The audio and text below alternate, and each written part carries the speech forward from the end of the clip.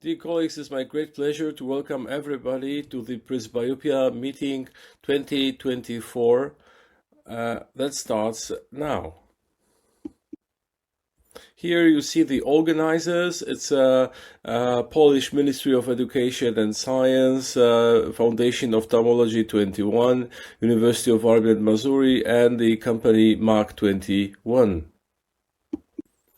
I would like also to highlight the support of our sponsors. As you see, Johnson & Johnson, Viatris, Santen, Reiner, Teleon, Oko Education Foundation, Magna Farm, and Alcon.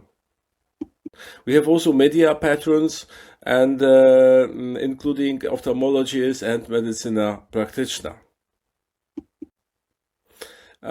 Just shortly present you the program. During the session, the first session, session number 1, we will listen to the lectures of Professor Timo Epik, Professor from Germany, Professor Reda Žemaitienė from Lithuania, and the industry-related talk from Johnson & Johnson by Marco von Belsekem on Vision Beyond Limitations. Then we have a short break. Then the session 2 will include the lectures by Professor Maciej Gawęcki from Poland, then Dr. Agnieszka Kardaszewska again from Poland, and Dr. Eric Rosenberg from US. Session number 3 will include the lecture by Professor Kałużny from Poland, my lecture, and lecture again from Poland by Dr. Wiktor Stopyra. Session number 4 will start with the lecture by Professor Oksana Witowska from Ukraine. Then I will speak about pharmacological treatment of presbyopia, and then Dr. Muzyka Woźniak from Poland will also provide a very interesting lecture. Then we have a discussion. After each session, we have a discussion, and this is the moment or space for asking any questions on the chat. Please do that. I would like to remind you that in a few weeks we have another very interesting meeting, Case Reports in Ophthalmology 2024. We have talks from all over the world, from US, Asia, Europe, and this is again online meeting, completely free, so everybody can register, and there are already registered a few hundred attendees. Now, this is my pleasure to introduce this year Vincente Fukawa opening lecture by Professor Yao Ke, who is the one of the most prominent cataract surgeons worldwide. He is the professor and chief of Eye Center and the second affiliated hospital and the Zhejiang University School of Medicine in Hangzhou in China. He is the present president of the Chinese Ophthalmological Society and the president of APA CRS. He is the board member of International Council of Ophthalmology and regional secretary and council member of Asia Pacific Academy of Ophthalmology. As a cataract surgeon, he performed over 50,000 cataract surgeries. He trained and supervised over 1,000 cataract surgeons and clinical and research fellows from around the world. So this is our great honor and pleasure to have Professor Yao with us today. Unfortunately, he will not be able to be present after the lecture. However, please share us all of your questions, and we will share it to Professor Yao Ke to provide any discussion. Now let's listen to his very interesting lecture.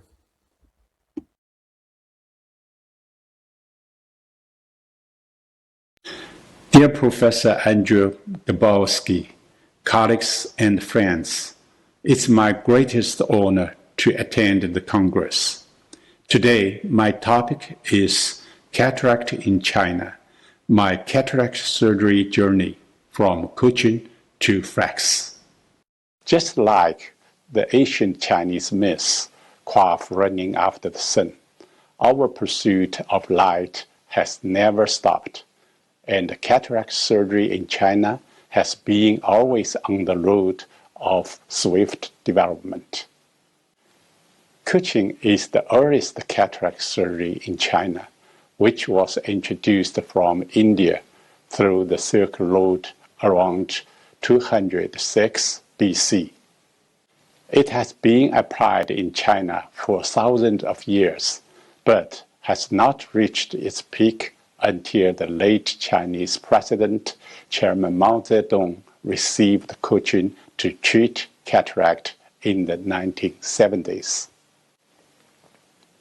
Briefly, a Kuching needle was used to penetrate into the eye through the pars plana to break the sinus and the anterior hyaloid membrane, and finally to press the cataractous lens into the vitreous cavity. I have also performed Kuching during my residency in 1977. However, as an ancient procedure, Kuching has many defects. It gradually faded away from the stage of history in China in 1990s. ICCE is much improved compared with Kuching. The cloudy lens is delivered together with the capsule. ICCE can be traced back to 1947 in China and peaked in the 1960s to 1970s. At that time, ICCE was mainly conducted with silicone rod or cryoprop. During 1977 to 1985, I have performed ICCE a lot, also in this way using the surgical instruments shown in the slide, including cryoprop and the silicone rod. With the invention of intraocular lens in 1950, it became a necessity to resolve the posterior capsule for intraocular lens implantation, and there comes the modern ECCE. After 1982, the techniques of modern ECCE and IOL implantation were introduced to China by my mentor, Professor Rudao Yan. This video showed my ECCE surgery at that time. From 1985, I began to perform ECCE instead of ICCE. Since then, ECCE has become the mainstream of cataract surgery in China. In 1988, I first implanted an spheroisoconic posterior chamber intraocular lens designed by myself. And in order to reduce the surgical incision of ECCE, I invented a manual cutting technique in 1991. Two papers introduced these results and were published in the Chinese Journal of Ophthalmology and the European JCRS, respectively. Since the launch of phaco emulsification by Dr. Kerman in 1967, cataract surgery entered a new era. In 1972, the first homemade phaco device in China was manufactured by our school, Zhejiang University. Yet at that time, it was only able to emulsify soft nuclear. I first learned the modern phaco technique from Dr. Jerry Freeman at the Memphis Cataract Center in the US in 1987, and began to focus on phaco and glaucoma surgery during my fellowship in Switzerland between 1988 and 1990. Therefore, when Stott's phaco unit was introduced into China in 1992, I took the lead in performing phaco emulsification cataract surgery in China. Then I began to perform bimanual cataract surgery in 2005 and coaxial microexcision cataract surgery in 2006.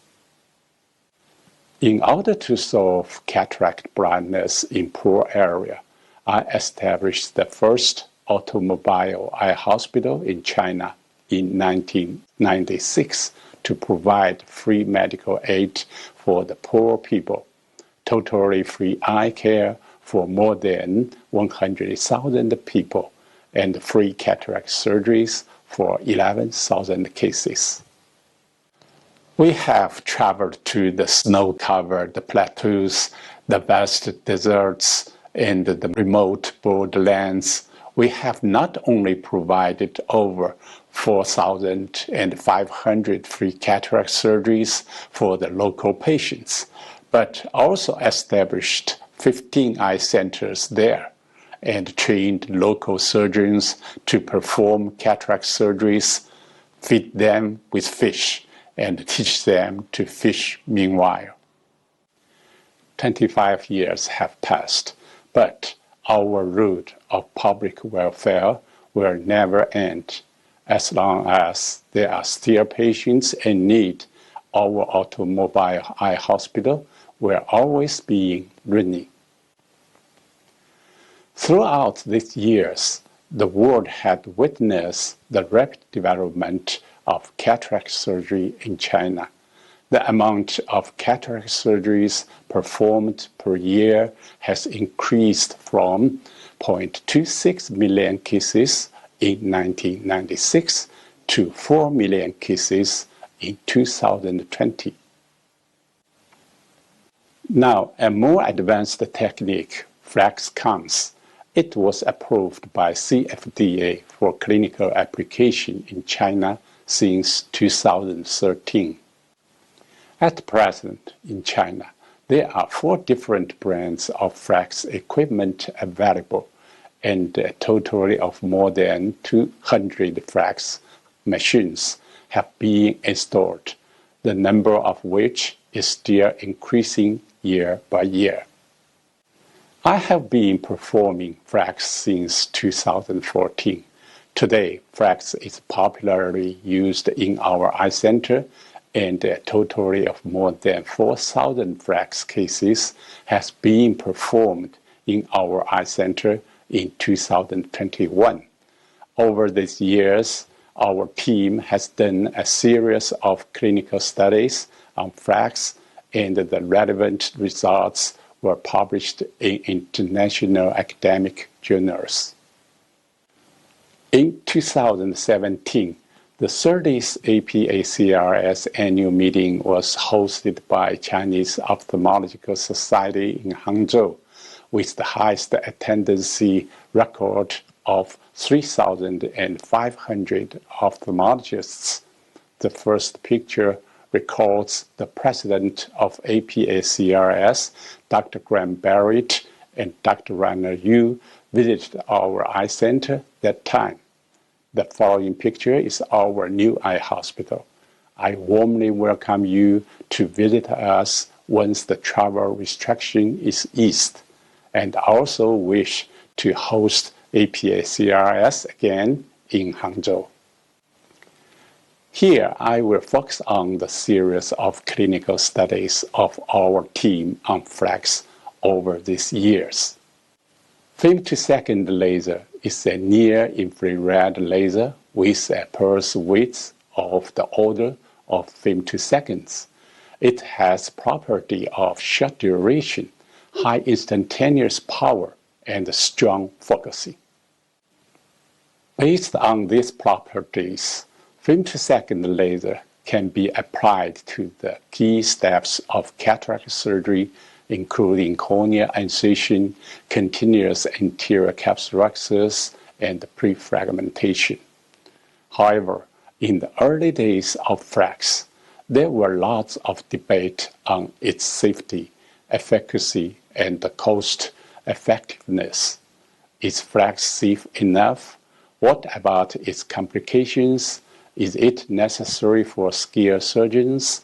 To answer these questions, my team and I have done a series of clinical studies on FRAX since 2014. At the beginning of FRAX practice, We wanted to know its safety and efficacy, so we compared FRAX and CPS with a follow-up time of 6 months. Our results showed macular CST, CV, and CAT had no significant difference between the two groups. CCT maximum increased without significant differences. But inflammatory flare values in FRAX were lower than CPS at 6 months. Our conclusion was both FRAX and CPS achieved similar safety and efficacy outcomes, and we published our paper in Clinical Experiment Ophthalmology in 2016. Recently, we did a prospective multicenter comparative registry study of 19 cataract surgery clinics in China. A total of 1,542 eyes with FRAX were enrolled, and the data related to safety and efficacy were recorded. The completion rate of sacral anterior capsulotomy, lens fragmentation, and cornea incision were about 98%, 99%, and 97% respectively. The incidence of miosis affecting the follow-up operation was 0.58%. It is also notable in our study that the BCDVA at post-operative day 7 were broadly similar to those at post-operative day 30, suggesting a rapid rehabilitation of visual acuity after FRAX. So this study indicated that FRAX is an effective and safe technique and can achieve satisfactory results in a real-world setting. We published this paper in BMC Ophthalmology in 2019. White cataract seems difficult and has more complications for surgeons, especially in the procedure of CCC. As shown in these two animations, Argentina FRAX sign is commonly seen during manual capsulorhexis, while laser capsulotomy is safer and more precise. Compare the capsule-related complications between FRAX and CPS in white cataract cases. Our results showed anterior capsular tears were significantly more common in the CPS group than the FRAX group, about 12% versus 0%. Laser capsulotomy produced better circularity index and diameter stability than manual capsulorhexis. IOLs were better centered in the FRAX group than the CPS group, which suggested that even in white cataracts, premier intraocular lens could be implanted. We published this study in JCRS in 2019. High nuclear cataract can be also challenging for surgeons, which not only require more focal time and energy, resulting in more endothelial cell loss and cornea edema, but also lead to more surgical complications, such as anterior capsular tears, posterior capsular ruptures. 50-second laser nuclear fragmentation can provide a more effective way to manipulate the nuclear and reduce endothelial cell loss. Our comparative cohort study on high nuclear cataract between FRAX and CPS showed the percentage of endothelial cell loss was significantly lower in the FRAX group than in the CPS group at each visit. The percentage of endothelial cell loss was about 20% in the CPS group at 3 months post-operatively, but was only 8% in FRAX group at the last examination. Our conclusion was FRAX could conserve focal power, provided a significant reduction in corneal endothelial damage and got faster visual rehabilitation than CPS in hard nuclear cataracts. We published this paper in JCRS in 2017. High myopia patients are likely to have an enlarged capsular bag with weak zoners. To compare the parameters of capsulorhexis and the intraocular lens decentration after femtosecond capsulotomy and manual CCC in high myopia with a follow-up time of 2 years. Our results indicated that in high myopia with cataracts, laser capsulotomy could achieve better sizing, century, precise capsulotomy, a better capsule IOL overlap, and a better long-term centration of the IOL. We published our paper in Frontiers in Medicine in 2021. We did a comparative study to compare the short-term visual outcomes, residual fractive cylinder, and the rotation after toric intraocular lens implantation between FRAX and CPS. Our results showed that the FRAX group had significantly more subjects with the residual astigmatism of less than 1 diopter. This paper was published in International Ophthalmology in 2020. In order to compare the different femtosecond laser nuclear fragmentation patterns, which are quadrant, sextant, and grid patterns, we did a large sample prospective randomized cohort study. According to Emory-Little nuclear grid classification, our results showed in grade 1, grid pattern achieved the lowest focal energy. In grade 2, there is no energy difference among 3 patterns. In grade 3, sextant pattern saves energy than the other 2 patterns. In grade 4 and 5, the energy dissipation is lowest in the quadrant pattern. This result suggested that we can choose different prefragmentation patterns according to the different nuclear hardness so as to save the ultrasonic energy. This study was published in AJO in 2020. Here, to study the incidence of lens capsule-related complications in FRAX, we did a prospective cohort study of 1,600 eyes. Our results showed that the incidence of incomplete capsulotomy was 3.25%.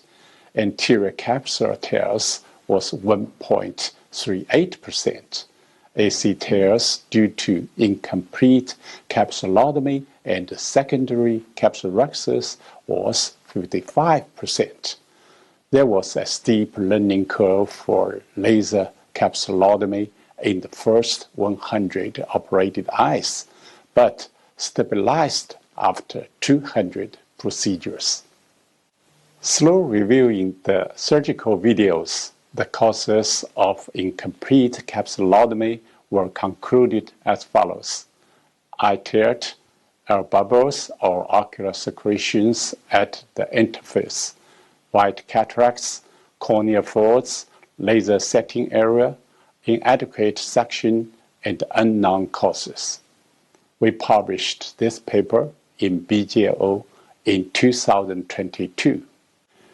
We also compared the internal aberrations and optical quality of the FRAX and CPS. Results indicate that FRAX embraced the advantages of improved circularity of capsulotomy and the accuracy of IOL position. Post-operatively, FRAX induced significantly lower internal aberrations of coma, higher order aberrations, and spherical aberrations than CPS, which was mainly due to a smaller IOL tear and decentration. This study was published in Scientific Reports in 2021. Recently, we compared the degree of anterior capsular contraction after FRAX with implantation of IOLs of different materials. Under the same size of capsulotomy with FRAX, the postoperative anterior capsular contraction induced by hydrophobic intraocular lenses was less than that induced by hydrophilic intraocular lenses. We published this paper in TVST in 2022. Besides all these advantages of FRAX above, it also has several disadvantages. We compared the parameters of dry eye after FRAX and CPS. Results showed that the OSDI score and the subjective symptoms were significantly greater in the laser group at 1 week after surgery. Also, fluorescence scores increased postoperatively at all periods in both groups. Our conclusion was that FRAX resulted in higher risk of postoperative fluorescence staining and dry eye symptoms. In 2015, we reported this study in JCRS. We also compared the morphological feature and the surgical-induced astigmatism of femtosecond laser and manual clear cornea incision CCIS. The surgical-induced astigmatism was significantly lower in the manual CCI group than the laser CCI group at all visits. Our conclusion showed laser-created CCIS caused more surgical-induced astigmatism than manual-created CCIS, which could have resulted from inaccurate or uncertain cornea incision positioning of the femtosecond laser machine. We published our paper in JCRS in 2017.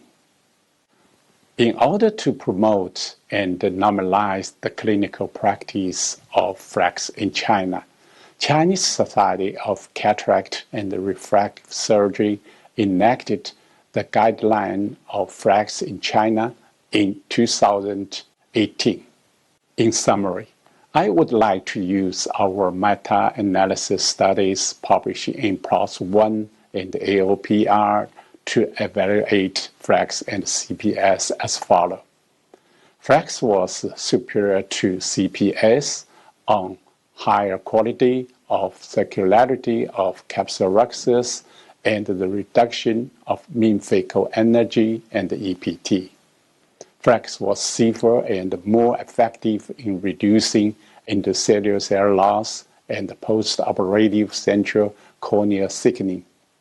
FRAX showed advantages on achieving better and faster visual rehabilitation and refractive outcomes.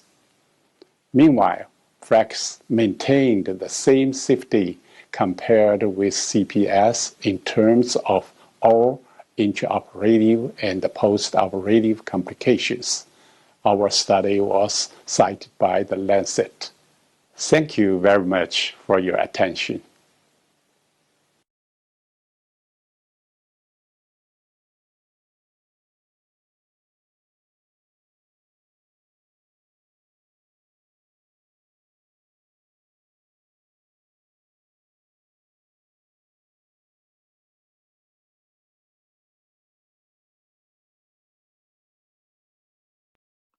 Good afternoon. Today I'm going to present our first results in the objective measurement of accommodation in patients with a potentially accommodative intraocular lens.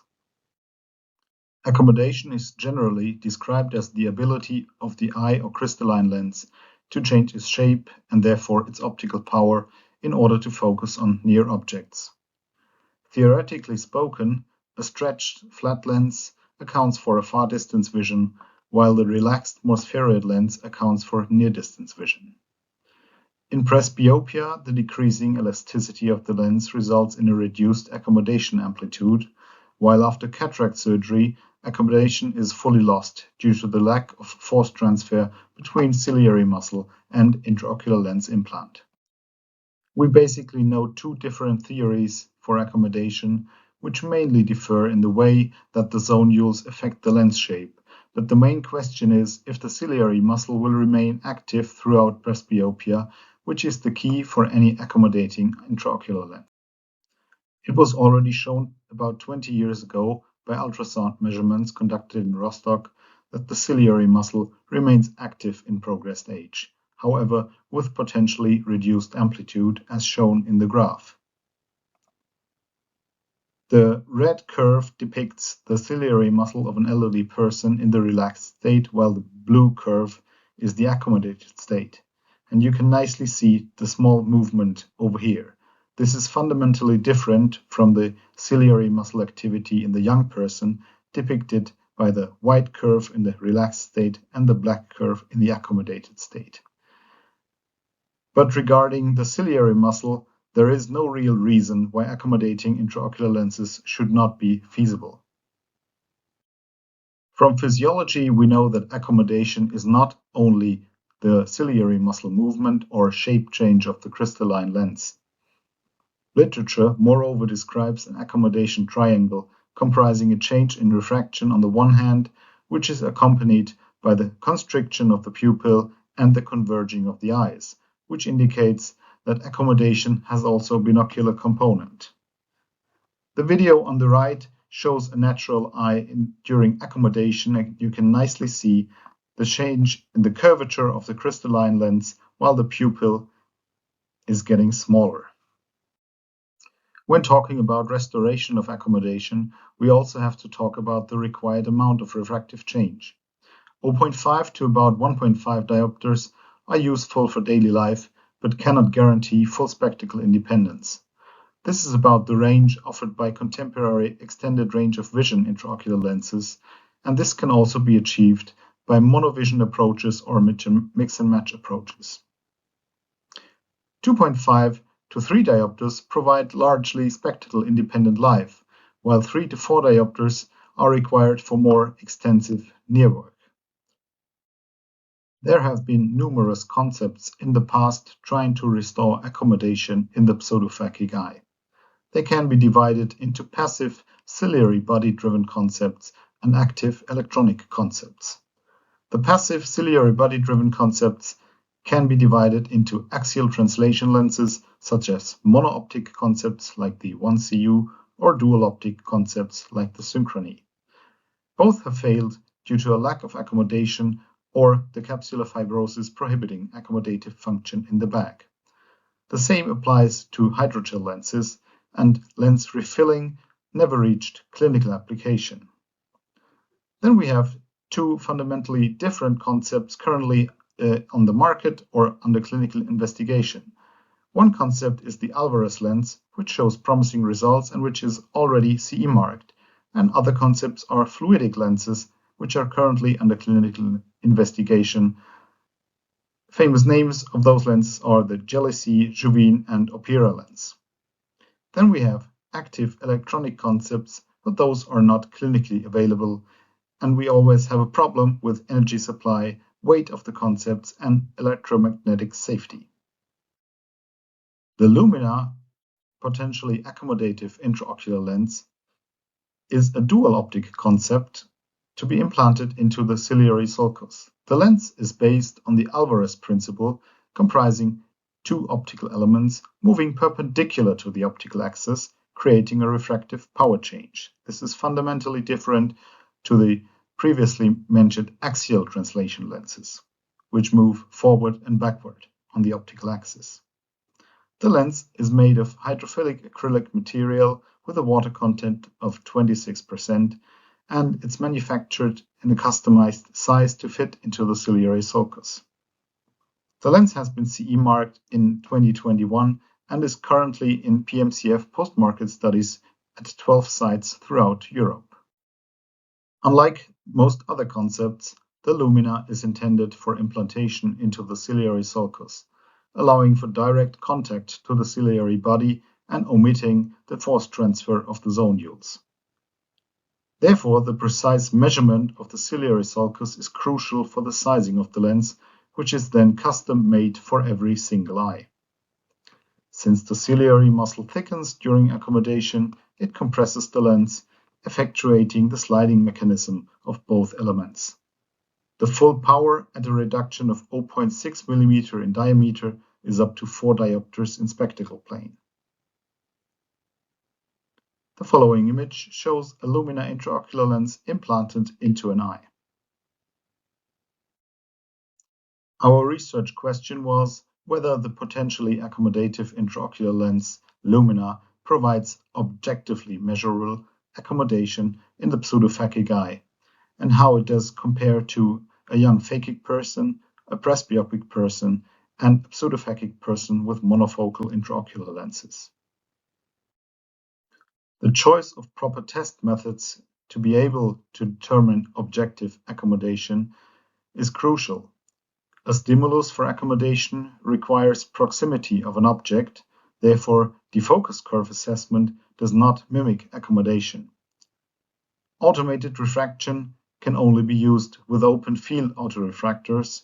That limits the choice of devices, naming 3 devices, the WAM 5500, the Plus Optics PowerF, and the iTrace, for example. The gold standard, of course, would be using near-distance calibrated charts like EDTRS or Jaeger charts. However, with near charts, it's difficult to determine dynamic accommodation.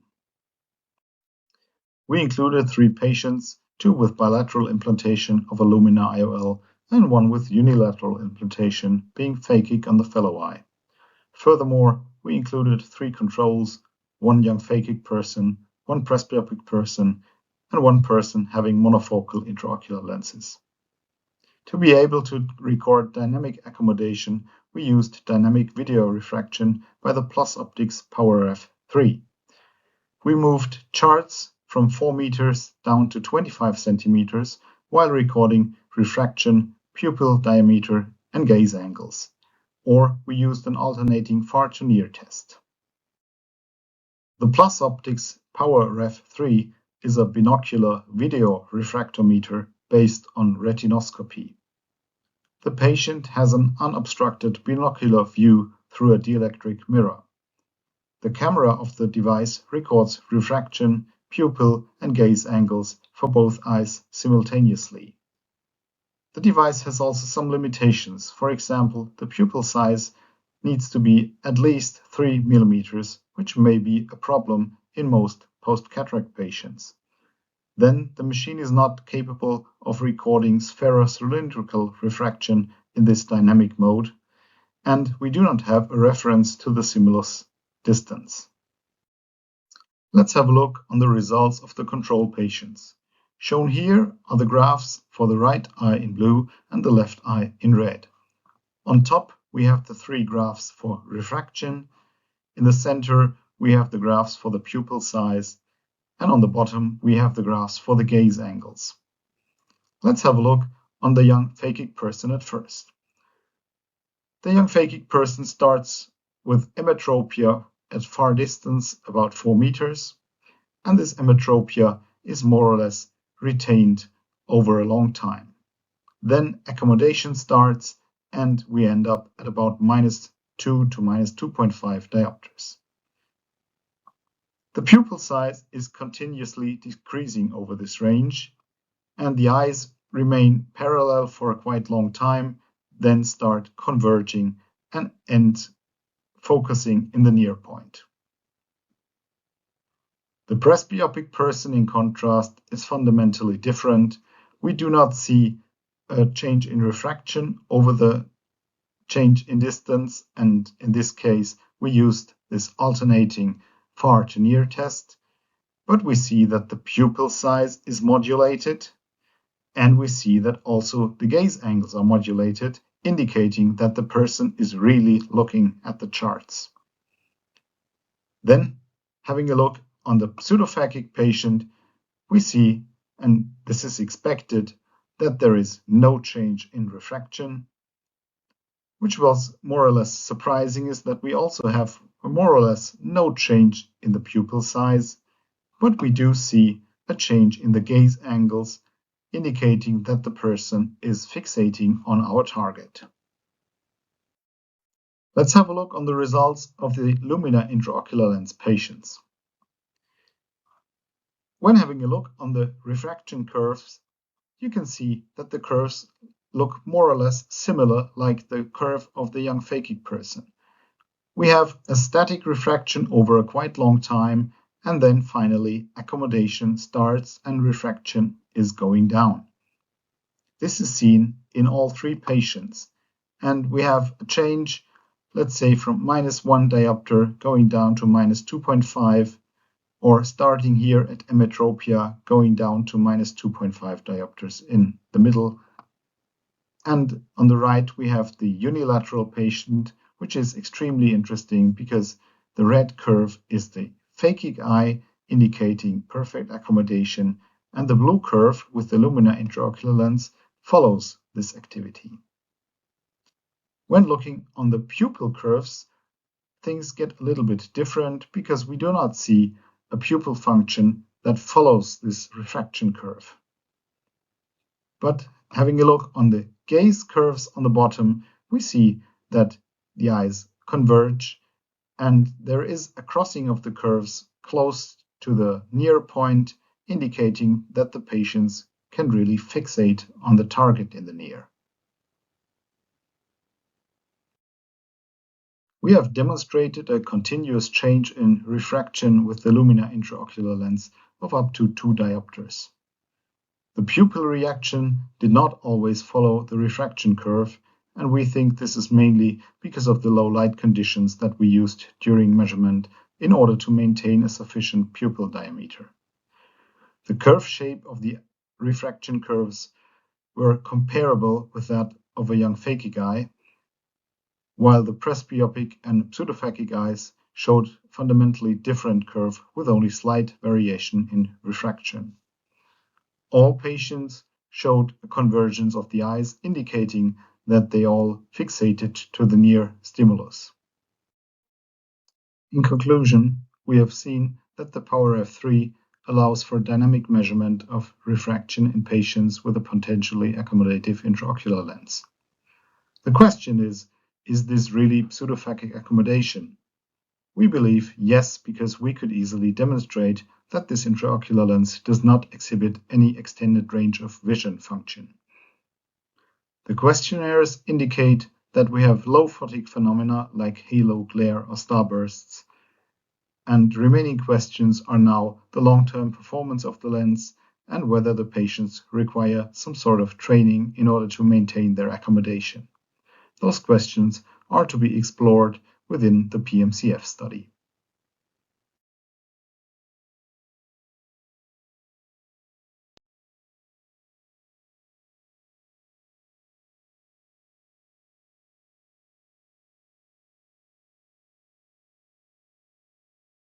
Good afternoon, ladies and gentlemen. My name is Reda Žemaitienė. I work at the Department of Ophthalmology, Lithuanian University of Health Sciences and University Hospital Kaunas Clinics. The topic of my presentation is presbyopia correcting intraocular lenses from theory to real-world results. My disclosure: I have nothing to disclose related to this presentation.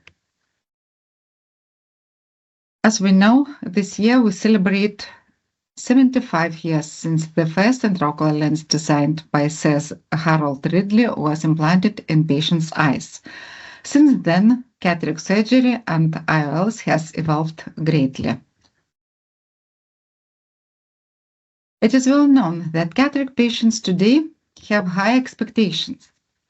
With improved general health, increased life expectancy, higher level of education, longer working years, and activities that require high-quality vision at various distances, the significance of excellent postoperative vision has grown. And we no longer determine which patients are suitable for which IOLs. Instead, Instead, we have to select the IOL that meets the patient's lifestyle as well as their medical, optical, and physical requirements. In 2023, there were more than 70 types of presbyopic correcting lenses available on the international market worldwide. So, which IOL to choose? Since many new technologies of IOLs were introduced to the market, classification of these IOLs became more difficult.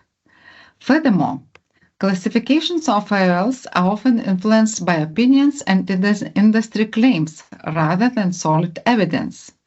Classifying IOL technologies is challenging due to the different categories like structure, optical, or functional outcomes involved.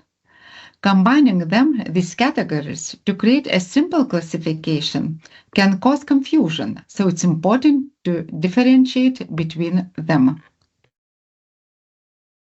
Surgeons should not assume that a classification in an optical category will predict outcomes in a specific functional category, and vice versa. According to the International Organization for Standardization, there are 4 main categories of IOLs that are determined by optical design, clinical characteristics, or performance: monofocal, toric, simultaneous vision range lenses, and accommodating IOLs. Simultaneous vision lenses can be subclassified into 3 types: multifocal IOLs, extended depth of field, and full visual range IOLs. To classify IOL in one of these groups, randomized clinical trials have to be conducted comparing with monofocal IOLs, and functional vision endpoints should be met that are mentioned in the table. Evidence-based functional classification was presented this year at ESCIS conference. The development of an evidence-based functional classification helps group IOL models based on outcomes that matter most to patients and surgeons. This classification relies on monocular distance-corrected defocus curves. Historical terminologies used for classifying IOLs have been reviewed, and a functional classification has been introduced to enhance understanding, focusing on the visual acuity that patients achieve across the visual range. The importance of separating classification categories is emphasized, as different optical technologies could produce similar functional outcomes. Functional classification focuses on the visual acuity that patients achieve across the visual range. Simultaneous vision IOLs are divided into 2 big groups.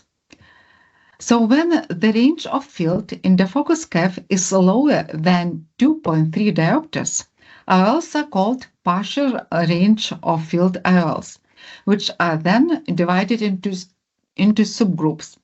When the range of field is less than 1.2 diopters, they are called narrow, or as we know, monofocal IOLs.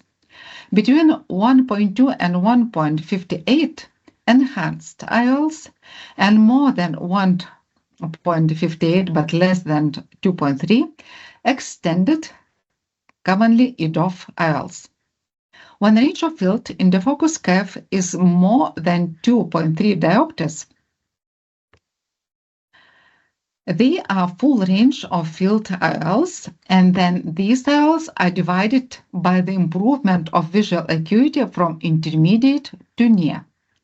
If visual acuity change less than 0.05 logmar, IOLs are called continuous IOLs, for example, trifocal IOLs.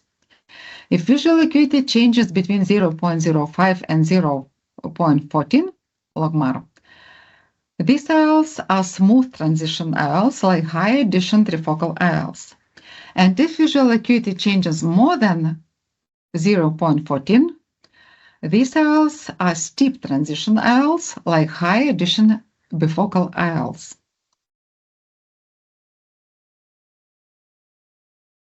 This table summarizes the usual correspondences between historical optical standard and functional classifications, which may help surgeons understand the new concept.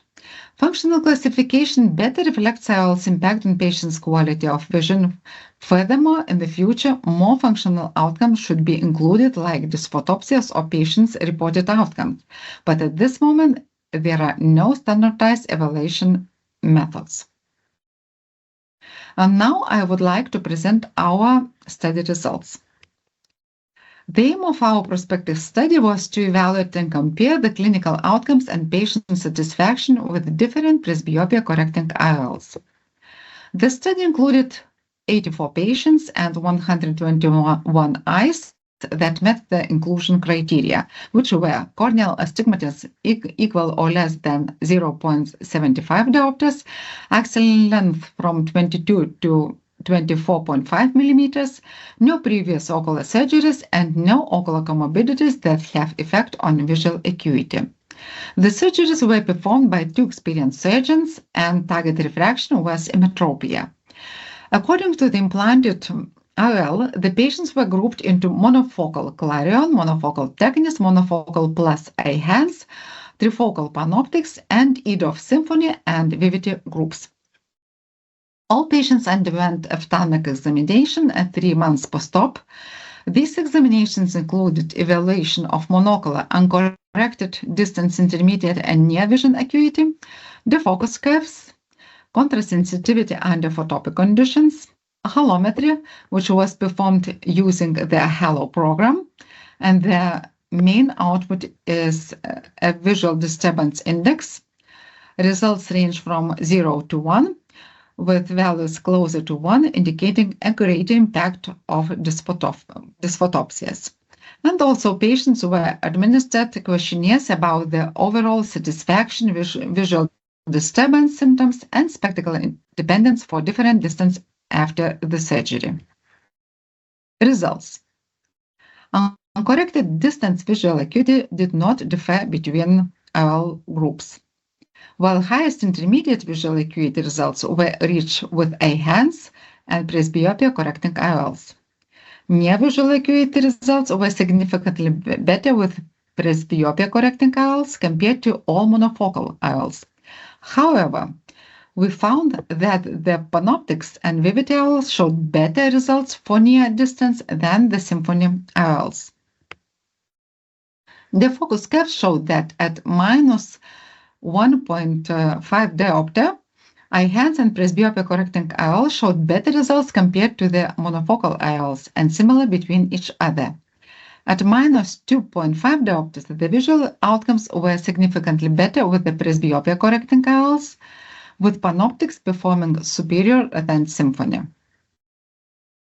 Contrast sensitivity decreased with increasing spatial frequencies in all patients groups. At the higher spatial frequencies, and Symphony showed better contrast sensitivity results in comparison to Clarion, Panoptix, and Vivity. Halometry showed that the median visual disturbance index was higher for patients who received presbyopia correcting IOLs compared to monofocal. The need for additional optical correction was assessed only in patients who were implanted with the same IOL in both eyes. Post-surgery, distance correction was not needed for patients with any implanted IOLs. For intermediate distance, patients with Eyhance and presbyopia correcting IOLs experience rare or no need for spectacles, while Panoptix group patients needed spectacles more frequently compared to the EDOF group patients. For near distance, patients with presbyopia correcting IOLs experience a rare need for spectacles, but more frequently in EDOF groups compared to Panoptix group. Overall, vision-related quality of life results were high for all patients, but significantly high for those implanted with presbyopia correcting IOLs. And subjective perception of dysphotopsia. The halo perception was similar and higher in presbyopia correcting IOLs. Glare perception was highest in Panoptix and Vivity groups. And correlations were found between halometry, which is a semi-objective test to evaluate dysphotopsias, and patients' reported subjective dysphotopsias. Coming to the end of my presentation, I would like to come back to the question about IOL selection for certain patients. The European School for Advanced Studies in Ophthalmology has conducted a study published last year to give ophthalmologists preoperative recommendations on how to assess the patient's suitability for presbyopia correcting IOLs. All mentioned below objective measurements should be performed. Of course, very important is detailed history about patient's life, including work, visual expectations, hobbies, and lifestyle. Some dysphotopsia simulators can be used to show patients how the dysphotopsias can influence their postoperative vision. It is well known that comorbidities may preclude a good visual prognosis after presbyopia correcting IOLs. Some ocular diseases were described to be contraindications for these IOLs. The ESASO study group divided these contraindications into relative and absolute. Some relative contraindications like dry eye disease and lid malposition must be treated before cataract surgery. Other relative contraindications like poor pupil dilation or high astigmatism should be dealt with before cataract surgery individually. Keratoconus, limbus stem cell deficiency, corneal epithelium and endothelium dysfunction, diabetic retinopathy, and dry and wet age-related macular degenerations are absolute contraindications for presbyopia correcting IOL. And almost all experts have agreed that in patients with a positive family history of glaucoma or age-related macular disease, the recommended IOL should be EDOF or a non-diffractive IOL design. To conclude, there is not a single IOL to fit all eyes, all conditions, and all patients. All patients deserve a personalized solution, and main things to consider before IOL choosing: spectacle independence, quality of vision, extra cost, and comorbidities. And the development of an evidence-based functional classification allows grouping IOL models according to outcomes that are most relevant to patients and surgeon, and better reflects IOL impact on patients' quality of vision. And this is me with my previous resident who conducted our study, Laura Motskaitė. So many thanks to Laura. And this year she starts her PhD studies and continues her research in cataract surgery field. Thank you for your attention.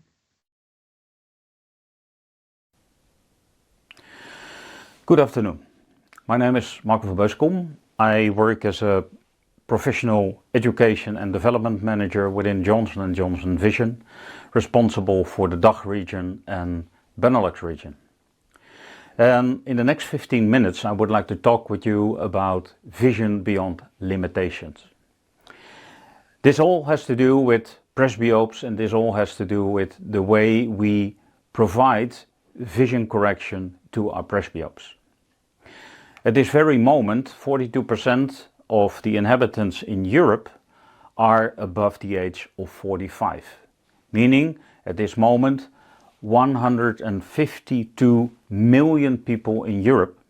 To place this in a kind of context, it means that the total population of the Netherlands, Belgium, Germany, Austria and Switzerland together are presbyopes. So that's a huge number.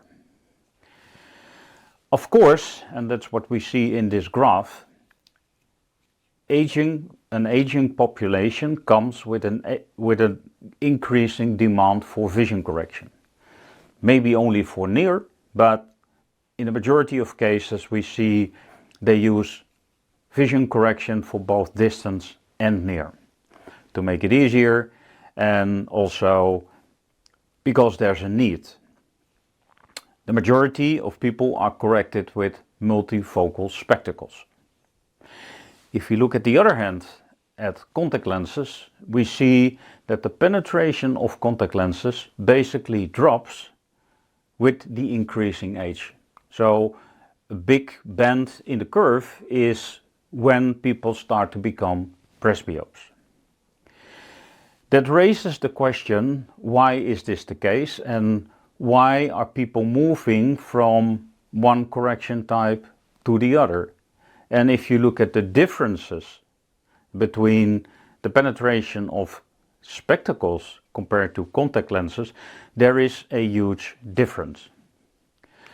How convenient are multifocal spectacles perceived? That's a question which is not often asked to patients.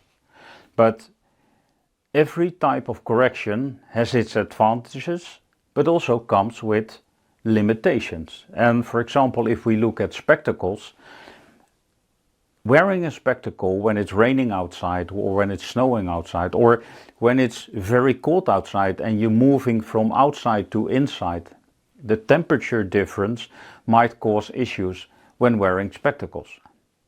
When playing sports, and a lot of presbyopes are playing sports, then also multifocal spectacles might not always be the most handy way of correction. So there is a huge opportunity, and maybe we can limit these limitations or take away these limitations by combining both correction types. But if we look at what we call the so-called accepted professional beliefs regarding multifocal contact lenses, we see that the perception is that multifocal contact lenses provide poor success rates. Fitting multifocal contact lenses is also time consuming, and if you compare the profits of multifocal contact lenses with profits gained at selling spectacle and especially multifocal spectacles, there's also something to think about. Over the past decade, multifocal contact lenses have gone through a huge technological revolution. And nowadays, if we look at success rates with the modern multifocal contact lenses, it is easily possible to obtain success rates which are well over 90%. Also, the fitting process of multifocal contact lenses takes less than 30 minutes, so less than 30 minutes to obtain these high success rates. And when it comes to profit, what's better to offer your patients both corrections? And if they will use them both, I think we have the dual wear concept, which is in the end both beneficial for the patient as it is for the practice. But in order to obtain these success rates, in order to profit from these huge advantages in multifocal contact lens technology, we have to realize and we have to consider a couple of things. And one of them is that multifocal spectacles are not the same as multifocal contact lenses. There's a huge difference in the way these type of corrections are created. For example, one of the main differences in multifocal spectacles, as you all know, the progressive zone is always in the bottom part of the progressive spectacle lens, which means that the patient can simply look up which point suits them best at a certain reading condition.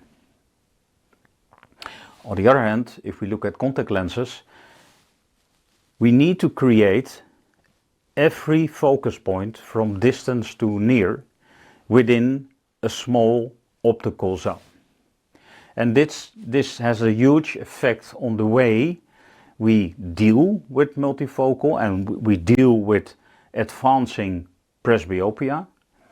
And this makes a huge difference between them. For example, if a patient with multifocal spectacles has an increased demand for near support, we simply raise the ad. But if we apply the same type of correction and if we apply the same methodology on multifocal contact lenses, we'll end up with a loss in vision in distance and near. So we need to use them in a different way. So how do these multifocal contact lenses in fact work? Well, it's basically simple. What we create with multifocal contact lenses is a kind of depth of focus area, what you can see here in this picture. This depth of focus area depends on the near ad or I rather would like to speak about the near profile of the lens. Multifocal contact lenses typically come in 3 profiles: low, mid and high. And they all have their respective depth of focal length. But the longer the depth of focal length becomes, the higher or the larger the blur circle will become, which is imaged at the retina level. So for this reason, and I'll show it in the next picture, for this reason, so the relationship between depth of focus length and the blur circle, it's very important that with multifocal contact lenses we try to stay as low in the near edge, as low in the profile, or try to use the shortest depth of focal length, which still provides sufficient support to the patient. If we increase the blur circle, we also decrease the contrast vision. And in the next picture it's maybe even clearer. So the longer we create and the longer we make this depth of focus area, the larger this blur circle will become and the lower the contrast will be. And this might be one of the reasons. So if we simply correct or modify or step up in the reading profile or in the reading edge, what we end up with is a contact lens with a lower contrast vision. So how do we deal with patients who are not, let's say, really happy with the reading ability with their contact lenses, with their multifocal contact lenses? So basically what happens is that the depth of focus length is then virtually placed behind the retina. So now if we would choose, for example, to simply increase the edge, for example moving from a low edge to a mid edge, this is basically what could happen. And so we increase the depth of focus length, but we also increase the blur circle, and by doing this we also lower the contrast vision. And in other words, what happens is that not only distance vision will be slightly less, but also near vision will be slightly less, despite the fact that we have increased the near edge. So what is the best way to modify a patient who has, let's say, is not completely satisfied about their reading ability?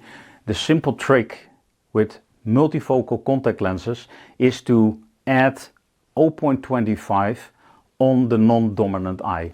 And by doing this, we use the same depth of focus length and simply move it slightly forward. 0.25 diopters is most of the times more than enough to enhance near vision.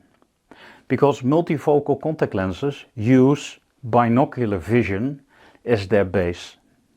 So it is based on binocular vision. So this is a real important thing to take in account when fitting multifocal contact lenses.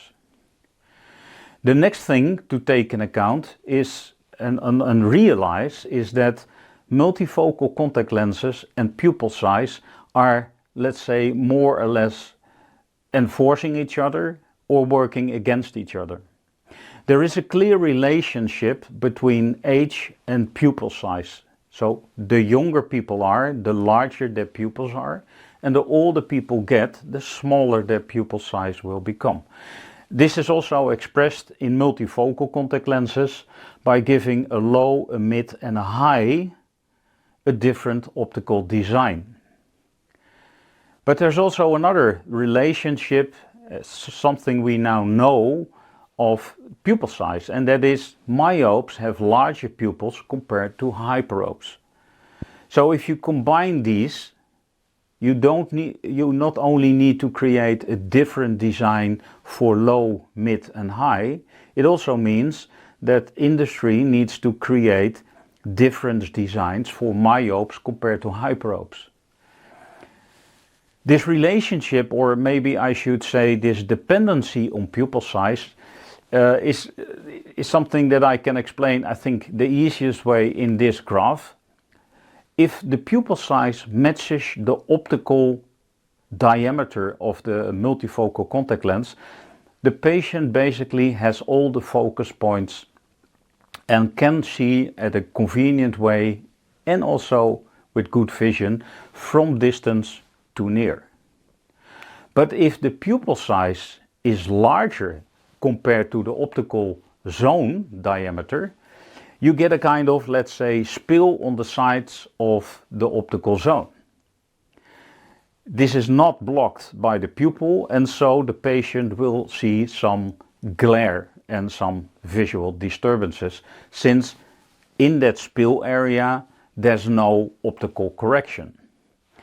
The other way around, if the pupil is smaller compared to the optical zone diameter of the multifocal lens, what you then typically see is that the patient is able to read in a very good way, but distant vision will be disturbed. In this picture it's summarized, so if you have a small pupil compared to the optical zone diameter, you have good near vision and you have the lesser distant vision. And if it's the opposite, so if you have a large pupil compared to the optical zone diameter, then you'll have glare complaints basically in both distance and in near. The majority of the lenses currently used are these called center near designs. When it comes to efficiency in fitting, this was a great study that has been published earlier this year in January, which shows that the result you obtain in your practice room is also the results you will see after a week or maybe after a couple of weeks. Meaning that if you have a poor result in your refraction room or in your practice room, it doesn't help you to send the patient away and wait for the better, because it won't arrive. By having said this, I'm at the end of this explanation about vision beyond limitations. I think the take-home message is an important one, that we should offer our patients both spectacles and contact lens correction. And I hope that I explained a little bit about the principles of multifocal contact lenses, which will help you in your practice. By having said this, I wish you a very pleasant afternoon, and we'll see each other during the discussion.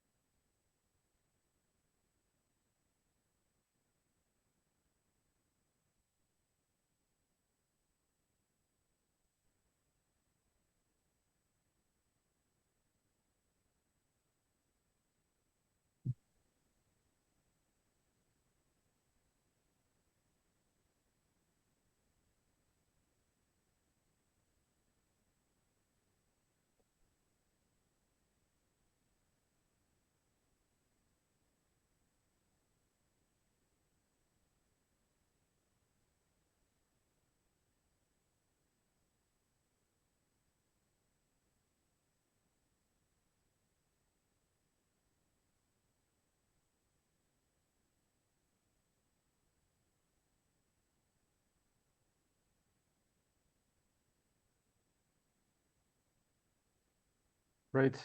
Oh, perfect. Do we know if there are questions?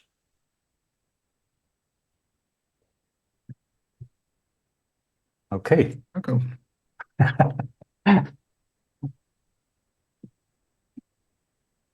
Well, I think we had a very nice overview over contemporary concepts a part of intraocular lenses. So we had a very nice overview over contact lens approaches, I think, which are still have a place in the market, or a place in the concept of more or less treating presbyopia, and for sure they will keep their place in the treatment for a very long time. And also, of course, we had a very nice overview over contemporary multifocal and extended depth of focus intraocular lenses. And finally, my own presentation about let's say, the future of restoring accommodation, maybe one day.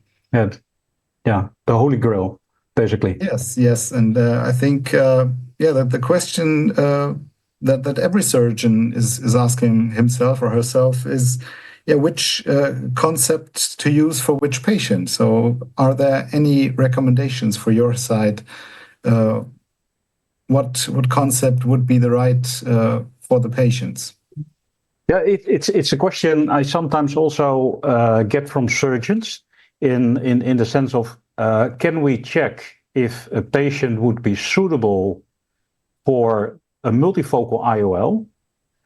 But I think the problem is that the moment we get those questions, the cataract is let's say more or less advanced to such a level that cataract surgery might be indicated, but it also affects, of course, the results you get with a multifocal contact lens. And so I think, and maybe this also applies to a lot further or earlier in presbyopic stage, to use also multifocal contact lenses, because I believe if a patient wears successful multifocal contact lenses and at a certain point needs cataract surgery, the surgeon could also use this experience to make a proper selection or advise the patient in the proper way if a multifocal contact lens would be an option. Because basically the patient is at least used to a kind of concept where you use simultaneous vision.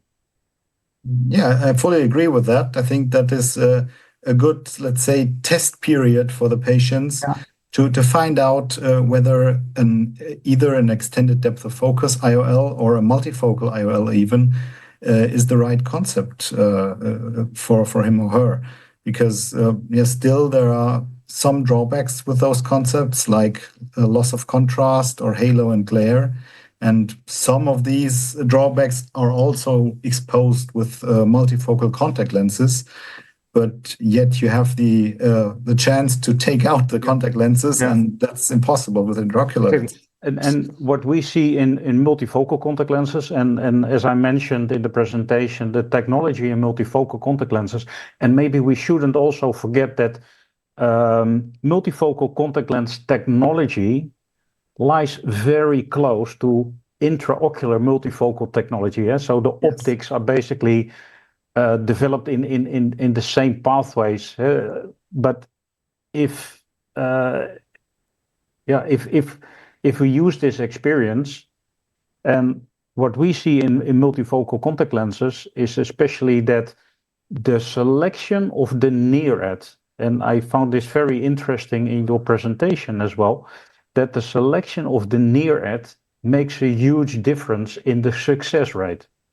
Yes. And this all has to do with this contrast vision. And it's a given factor that if you increase the depth of focus, you also increase the blur circle, and that more or less deteriorates contrast sensitivity or contrast vision. Yeah, and for a very long time, manufacturers were creating multifocal lenses with an addition of 4 diopters, and nowadays we end up at EDOF IOLs, which have not even half of that, and still the patients are happy with those lenses because then other drawbacks of the lenses are reduced. Exactly. Yeah, and what would you think? I mean, when starting with multifocal contact lenses, would you recommend to start very early in presbyopia with those lenses, or would you start, let's say, at the age of 60? That's a very interesting question, I must say. If I look at my own journey, I admit I'm a mature presbyope, but this is in fact the journey I took. I became presbyope some time ago, and by simply using my non-dominant eye and give it the lowest, let's say, near-ed available at that time, and that solved all my issues. And then the next step was make it applicable on a binocular way. I would think that the earlier you get in, the easier you step in. And once you have stepped in, the longer you can also enjoy the benefits of this type of vision correction. Yeah, I think that everybody can agree with that. And yeah, reporting a little bit from our journey with this accommodative concept, what we sometimes see is that patients of younger age seem to respond better than elderly patients. And yeah, maybe there's also yeah an aging process in the ciliary muscle, so that more or less people forget how to use their accommodation apparatus.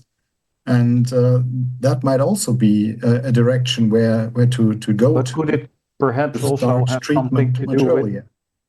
Could it perhaps also have something to do with, let's say, clarity, transparency of lenses? So the more closer you come to the moment where you really need cataract surgery, you see typically that the vision is of course not optimal anymore. Contrast sensitivity is not optimal anymore.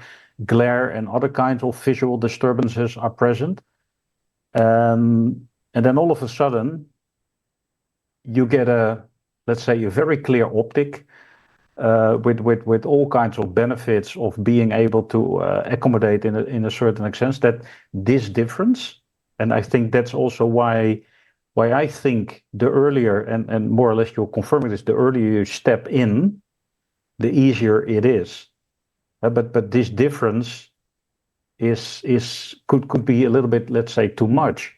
Yeah, that I think that's a really good point there. I mean, I'm just thinking about comparing this to other activities in life. For example, the use of computers. If elderly people start very early with that, they get around pretty well with computers. And there are a lot of elderly people that are active in social media and the internet because they were interested and they started really early. And when you're already a little bit in the progressed age and you show no interest, then it's hard for you to get into that. Exactly. And I think that that's the point with nearly everything in life. Yeah. If you start pretty early, and that's now the wrong word, but if you accommodate with what you want to do, then you have more time to feel happy with that solution. Yeah. Yeah, and I think that that might be a good conclusion also for this discussion round. Yeah, so start early, and yeah, I agree. And I don't know if we have any more questions from our participants. I see nothing appear no here. No questions on my screen. Yeah. Okay. So if there are no more questions, and if nobody wants to add anything, yeah, Andre, I would like, maybe you want to add anything? I would like to join you. And it seems he's frozen now. Yeah, now it's the connection broken. And not have a question from the audience. So, of course, we encourage our audience to put the questions for other sessions today. But now we need to move on, probably. Thank you so much. You're welcome. You're welcome. Yeah. And now we have a short break before the next session. Okay, enjoy the conference, and thank you very much. Thank you. Thank you. Bye-bye. Bye. Bye.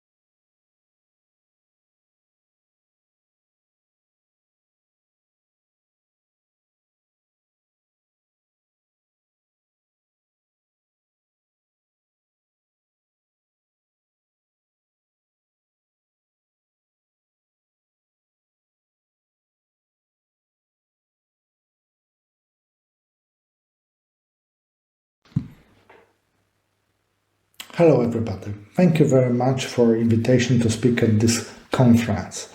Today I would like to revisit with you the concept of monovision, which is, an old concept of correcting presbyopia with intraocular lenses. First, I would like to consider when, as surgeons, we are choosing biometric target of our intraocular lenses different than zero. Well, the most common situation is with myopic patients who are used to wear glasses on everyday basis, so we propose them to set the biometric target at -2 or -3 or somewhere in between, and then provide them good vision, near vision without the glasses on. Patients accept the light spectacles on everyday basis. Then we can use the different biometric target than zero for correction of presbyopia to show spectacle independence, and that's typical monovision technique when we set one eye at the emmetropia and the other one at -2 or -2.5. For some patients with predominantly stationary activities, we can also choose myopic target in both eyes. And in fact, we did that with Professor Grzybowski. We published such approach for a very specific group of patients, and it worked very well. Then we have some patients with poor cosmesis who simply want to wear spectacles every day, and for them the solution to see for near without glasses is quite good. So we can also set their biometric target at minus. What kind of IOLs are we using for correction of presbyopia nowadays? Of course, the first point we think about multifocal lenses, which at least theoretically can provide a perfect vision at all distances. However, we know that they are linked with very burdensome dysphotopsias. For some patients, very difficult to cope. We see, especially recently, a switch towards EDOF lenses that elongate focus rather than produce a few focal points. And these intraocular lenses produce less dysphotopsias. However, there are some drawbacks because they usually do not produce such a good near visions as multifocal lenses. A budget choice are monofocal plus lenses, something similar to EDOF but with less complicated technology. And then we also still can use sometimes a classic monovision approach with classic monofocal IOLs. Monovision strategies with monofocal IOLs were tried years ago because this was quite a valid subject in the era when we didn't have technologically advanced intraocular lenses. So usually it was done this way, that one eye was set at emmetropia, or let's say a very slight myopia, and the other one was clearly myopic, and this amount of anisometropia was tried at different values. For example, we had minor myopia of -1 or -1.5 diopters, or larger myopia at 2 or more than 2 diopters anisometropia, and that of course produced better near vision, however could affect stereoscopic vision. Also, some authors tried mini-monovision formula when the difference between the biometric target of the eyes were less than 1 diopter. So different approaches were tried and were evaluated in the studies. What were the results? Generally, when the larger anisometropia was used,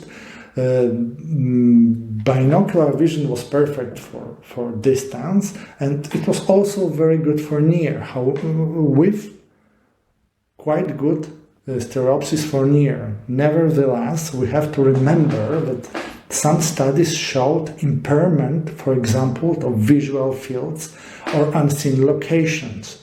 So we can imagine that for more demanding professions, like, for example, drivers, that would not be satisfactory. On the other hand, quite encouraging results were achieved for minor monovision, so situations when anisometropia was set at 1 or 1.5 diopters. Then we had perfect vision in about 60 or 70% of patients for distance, and similarly for near. So those patients, usually not that demanding, were possible to be independent of glasses. However, we have to also imagine and have in mind that patients very pedantic, very concentrated on their vision would not be satisfied. They are with such solutions. So it's for sure a question of compromise. A recent study that used micromonovision with standard monofocal IOLs was published just a few years ago, and those authors used anisometropia between 1 and 1.5 diopters, and I looked very specifically at those results. So I would have to say that they are quite impressive, because 93% of these patients had binocular distance visual acuity at 0.2 logmar or better, which is close to perfect. Also, intermediate visual acuities were great. So if we had, for example, patient who concentrated, for example, on the use of computer, then they were probably very much satisfied. However, when we look at the near visual acuity, these results might not be satisfactory for a certain group of people, because 0.5 logmark result was achieved only in half of patients. On the other hand, stereo acuity with such a minor anisometropia was perfect. There was no impairment in that. And here we can see what are the results for near, intermediate, and distance acuities, and the percentage of patients that achieved those values. And satisfactory questionnaire, very, very important, because that's what we expect to achieve from our patients, the spectacle, independence, and the comfort on everyday basis. And as we see, overall satisfaction is the mean value is about 9, which on 10-point scale is very high.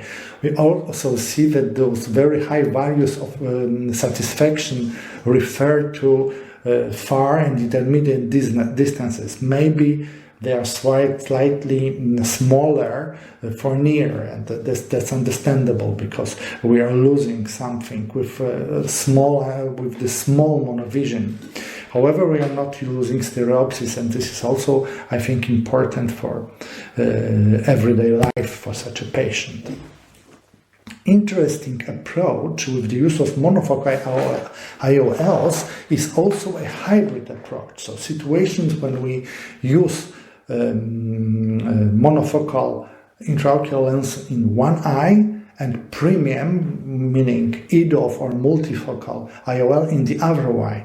And as I said, we might try such solution, for example, when we have a problem after first operation in a patient. However, we can also think about such a solution after talking to the patient. Maybe that's a solution to get rid of such troublesome dysphotopsias. So we can think about such a concept also, maybe not as a rule, but as a solution for difficult situations.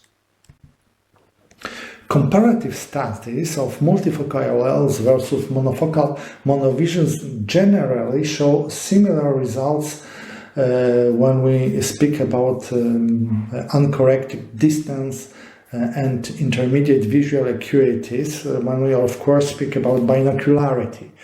However, stereo vision is noted, is maybe not very much impaired in monofocal monovision. However, it's still better in multifocal groups. So we have to remember about that. But it's because it also reflects the quality of everyday life. On the other hand, we know that with patients with multifocal intraocular lenses, we might have more problems because there is a certain small but still existing percentage of patients that require IOL exchange because these photopsias are such a problem for a certain amount of patients. So this, for example, doesn't happen with monofocal monovision with simple intraocular lenses. On the other hand, if the patients want to be totally spectacle independent, then multifocal IOLs, of course, provide better results. And very interesting study that compared, in fact, 4 groups with completely different, I would say, hybrid approaches, or compared premium lenses versus different concept of monovision. So the first group was a classic monovision group with an anisotropia set at about 1.5 diopters with the use of classic quality accuracy of monofocal lenses. The other one was multifocal group with panoptics set at ametropia in both eyes. Hybrid monovision group was the solution when panoptic was set in non-dominant eye, and acrysopt monofocal lens was set in the other eye. And premium monovision group was with restore in one eye, non-dominant one, and panoptics in the dominant eye, are both set at ametropia. Well, expecting that restore's bifocal lens will probably reduce the number of troublesome dysphotopsias. And what are the results? What's the comparison between these groups? As we see, uncorrected distance visual acuity is very similar in all groups. There's no statistically significant difference. The same with intermediate vision.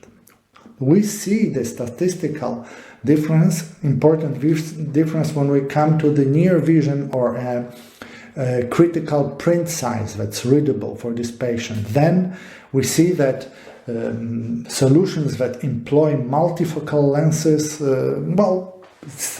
tend to provide better results. So we have probably better spectacle independence. However, when we look at the glare, shadows, of course, simple monovision approach doesn't give us such problems, but they are valid and they are present, especially with multifocal groups, so with the panoptics set in both eyes. When you look at the satisfaction questionnaires, and this is very interesting because it's concluded by the authors, the best satisfaction results were achieved in the premium monovision group. So in the group when in one eye we had panoptics and the other eye was with restore. So that group provided acceptable, let's say, dysphotopsias and spectacle independence. However, when we look at the very, very simple solution of simple monovision with the monofocal lenses, the results are also quite acceptable. So this approach, I believe, also can be a choice for a certain group of patients. And at the end, let's look what we ophthalmologists think about those premium lenses. So this was a survey that was conducted in 2019. So let's say that during the last 5 years, of course, we see much more modern intraocular lenses, and on the way are also Galaxy, Odyssey, so very complicated technological solutions. However, when we look at our approach, we see that personal choice of the ophthalmic surgeons would be either monofocal intraocular lens set for distance or monofocal set for monovision.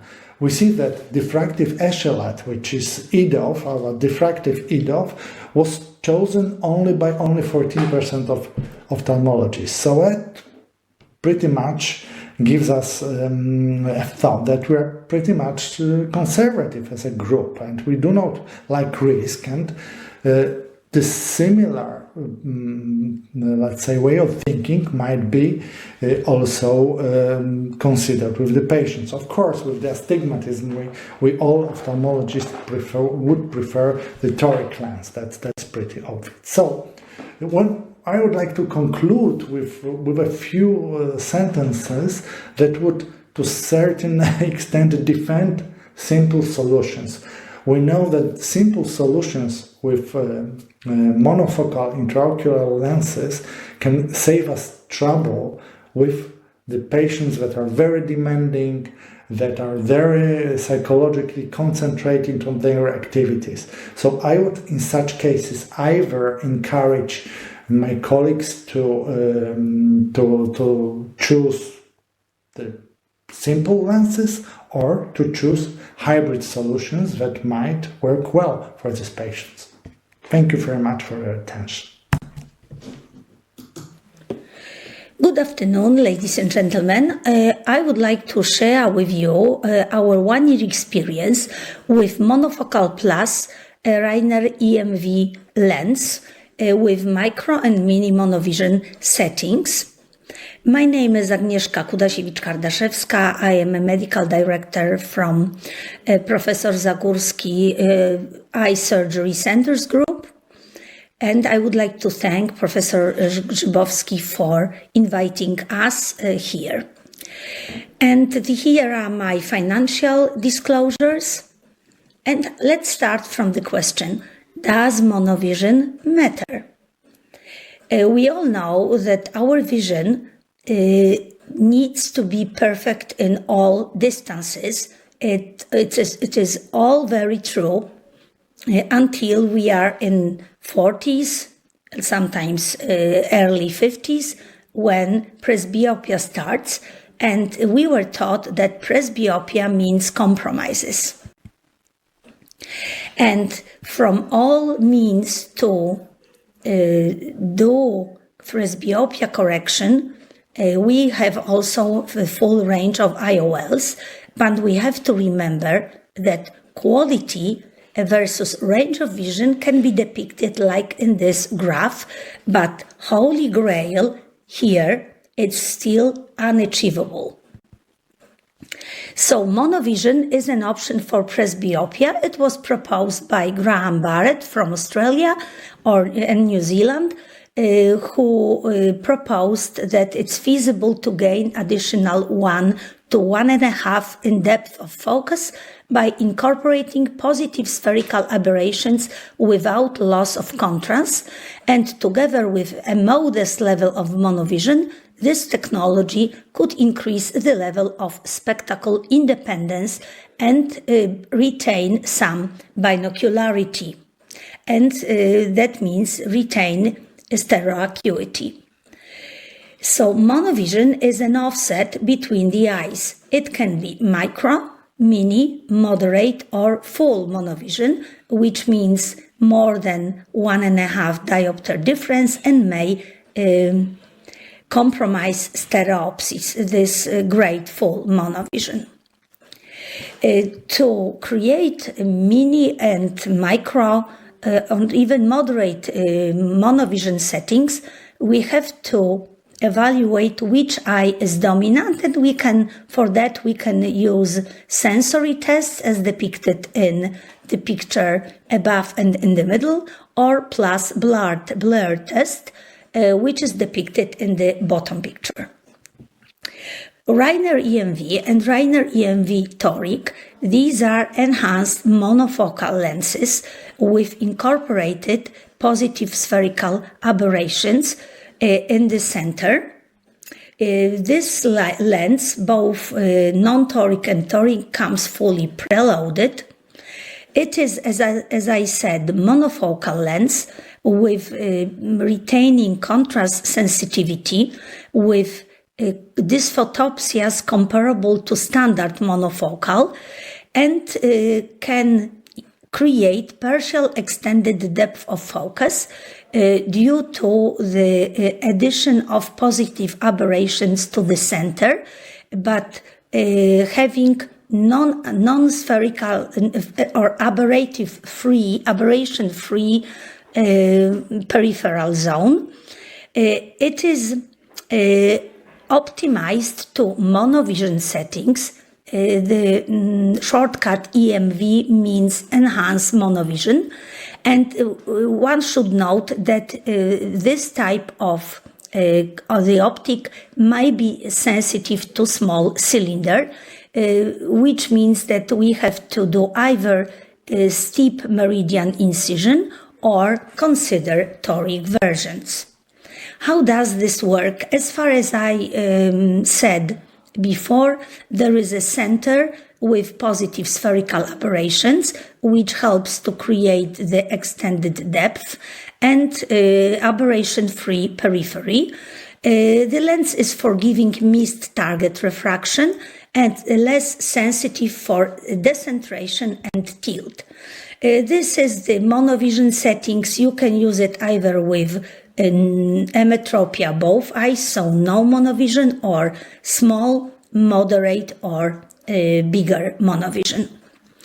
Mini and moderate monovision, as Dr. Barrett said, created by EMV lens, could be attractive choice for patients wishing to achieve excellent distant vision and while maintaining good intermediate vision and some spectacle independence for near.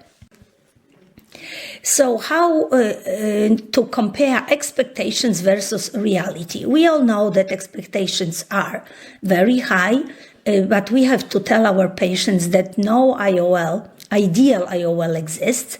If patient wishes to have excellent quality of vision, we can either consider monofocal or toric versions, or a light adapted lens. If someone wishes excellent range of vision, it has to be either EDOF or multifocal IOL. But where to place our lens? For me, it can be placed between monofocal standard IOLs as monofocal plus and EDOFs. This is sometimes it is described as mini EDOF. So if we put the monovision settings with a Reiner IOL, we can position this lens and the monovision settings right in the middle of the graph between excellent or maximal quality and maximal range. And here is our study. We wanted to evaluate visual performance and partial independence in patients after cataract surgery with EMV implantations. We did this study for more than a year in Professor Zagórski Eye Surgery Center in Nowy Sącz. We did cataract surgery with binocular implantation, fitting micro and mini monovision, with dominant eye for emetropia and non-dominant eye for small or moderate myopia. For calculations, we used either Barrett Universal Formula or verified Kane formula and ESCRS calculator. We wanted to evaluate best corrected visual acuity preoperatively 3 weeks after and 4 to 6 months after, or best corrected visual acuity for near We evaluated intermediate visual acuity, target refraction achieves, deviation from target refraction, and a median addition for near preoperatively and postoperatively. This is the demographic data. These are rather elderly patients, although the minimal age was 37 and maximal 84. What are the results? We noticed significant distant visual acuity improvement in the whole in the whole group, permanent and stable with time, as it depicted in this graph. And intermediate and near visual acuity improved with time and behaved in the same manner. No serious intra and postoperative complications was found, no dysphotopsias observed. But we also did some questionnaire about spectacle independence, and to our surprise, first of all, majority of our patients could perform without glasses for distance and for intermediate post-operatively, and it was stable. And for near tasks and intermediate tasks, also only 15% of our patients reported that they need spectacles, but median addition for near before surgery was 2.5 diopters, but the same for near after surgery was less than 1 diopter. So our study shows a significant reduction in the median addition for near, indicated also reduced need for spectacles for near and intermediate tasks. And these are two more histograms. That the right histogram illustrates the distribution of changes for near visual acuity compared to preoperative values, and it means that near visual acuity did improve. And the histogram illustrates, the left histogram illustrates the deviation for the target refraction in diopters, and most deviations are centered around the mean value, indicating that majority of refraction results are close to the target. And here is the generalized graph, represents mean refraction deviation from the target before and after EMV binocular implantation. Preoperatively, you can see that the mean refraction was around -1 diopter, and postoperatively this reduced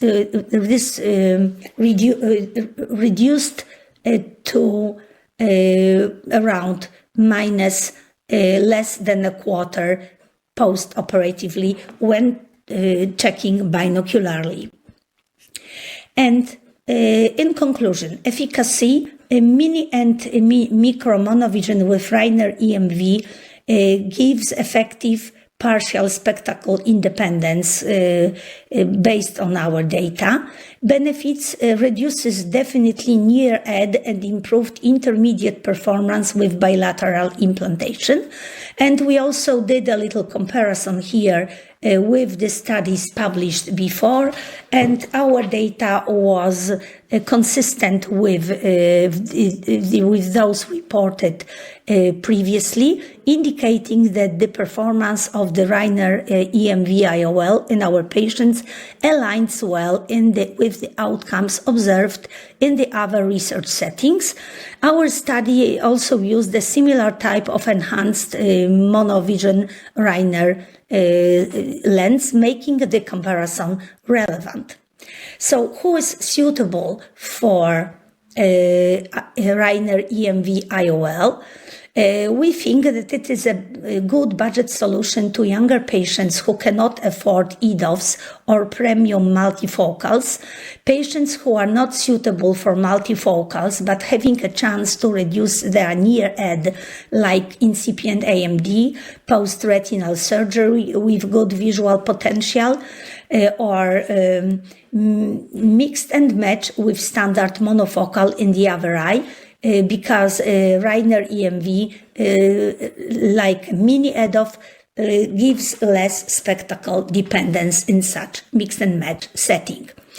Our own tips and tricks. We think that monovision needs to be understood by the patient, so patient has to understand the concept. Younger patients adapt better, different monovision amount based on particular individual needs, so it has to be customized. A comparison between the eyes does not make any sense in monovision because it is blended vision, the concept it is utilized by it. And we have to note that better results and better adaptation is after binocular implantation, and the other eye should be operated rather soon, especially in the older people. This is just a quick reminder of blended vision of Dr. Dan Reinstein concept. And we have to remember that neuroadaptation plays a major role here. And Reiner EMV in monovision gives smoother and quicker blending between dominant and non-dominant eye, preserves stereopsis and reduces asthenopia. And this is called enhanced monovision. What to do with the unhappy patient? Mini to moderate monovision works better with binocular implantation. And if patient is not totally satisfied, we can use contact lens trial with remaining small refractive error. Application of night and day contact lens for several days gives us a hint of the feedback. If this is a positive feedback, so patient feels better, you always can add on implant, add on IOL, or do laser refractive correction. Binocular contact lens fitting for the patient to understand implications has to his or her near visual acuity is mandatory here also. And monocular cataract, I think definitely EMV is a good solution, especially in younger patients. But if patient has big dysphotopsias, use standard monofocal. If unrealistic expectations, monofocals or mixed and match. If astigmatism, either steep incision axis or toric version. And one should note that in the online available calculations, iolcon.org, Barrett, Haigis, and Ivor Constance were optimized for the EMV. I would like to thank you for your attention, and also thank my colleagues from Nowy Sącz and Mrs. Natalia Tkaczenko for data collection and evaluation, and Reiner Poland and Reiner International team for support on data evaluation and study design. Thank you. A special thank you to Andres for having me for this wonderful meeting, talking about presbyopia. My name is Eric Rosenberg. I'm a cornea cataract refractive surgeon out of Long Island, New York. And today I've been asked to speak about the digital era in presbyopia management. What is the future? Here are my disclosures. I'm a consultant for all the names listed above. Little outline as to what we're going to go over here today. The prerequisites for taking this lecture includes a little background on what augmented and virtual reality is and what the systems are. Automated vision testing. We'll talk about some augmented reality glasses, telemedicine, and surgical assist solutions for presbyopic correcting lenses. AR versus VR. This is always a fun topic. So The presbyopia market is increasingly embracing wearable technology and digital health solutions as a response to the growing demand. This trend reflects a broader shift towards leveraging technology to enhance health management and improve user experience. Wearable technology, such as smart glasses, VR, augmented reality devices, is making a significant inroads in the presbyopic correcting market. In order to assess the virtual offerings, independent hardware solutions are still required at this time. There are two main categories of devices that allow for this. VR is designed to fully transfer the user to the virtual realm, while AR is designed to bridge the gap between real life and the virtual space. Products vary widely in their technical abilities and cost, as well as in their blended offerings of this augmented virtual reality offering. The MetaQuest 2 headset is an excellent example of a VR device with a cost of roughly $200 to $300 at the time of this presentation, and we see one of Meta's offerings up there, and capabilities of a truly immersive experience. So once you put on the headset, you feel like you're there. Users can transport themselves into a pre-constructed environment, and depending on the application, interact virtually with anyone around the world in real time. On the other hand, augmented reality is meant to blend reality with hardware such as the Apple Vision Pro, which includes enhanced resolution, eye tracking, and gesture tracking capabilities. However, these are only limited to certain applications. And again, here's that Apple headset that they've released over this past year. There is an option to look through the goggles at the world around you and then create projections of virtual programs in the view. Or better yet, we can alter the virtual world in specific locations and specified by specific parameters. These features could easily revolutionize surgical training. They can have a large play in presbyopic correcting education, in terms of residents, in terms of any trainee that comes through. But the most important point with these augmented reality devices is that it really blends your current world, and it has an overlay, or it can actually modify your current world in a digital way. Let's go to the next slide. So let's start with virtual reality. VR can be used in various ways to aid in the treatment and management of presbyopia and several other conditions. VR experiences can replicate presbyopia at different stages by blurring near and intermediate vision. Users can see how the lens of the eye bends and refracts light to focus on images, and how that ability changes with age and time. We can simulate the visual performance of presbyopic correction before surgery. For example, the SimVis Gecko can replicate the visual performance of premium presbyopic corrections. VR systems can be used to perform visual field tests. A good example of that was the slide before, the Radius XR. The headset uses eye tracking in this particular setting to maintain accurate eye tracking. And then furthermore, we can test color plates, dry eyes, or even educate while under the hood of the device itself. Interestingly, there's been a lot of research into whether or not these devices could actually induce presbyopia. And given the literature review, I'd say the evidence is weak at best, but it is probably good advice to not wear VR systems for extended periods of time, maybe longer than 6 hours. Augmented reality glasses can be programmed to provide augmented vision that helps patients see better. While there is some crossover here with mixed reality, which we will not get into for time's sake, it is likely this technology will really explode for low vision patients in the coming years.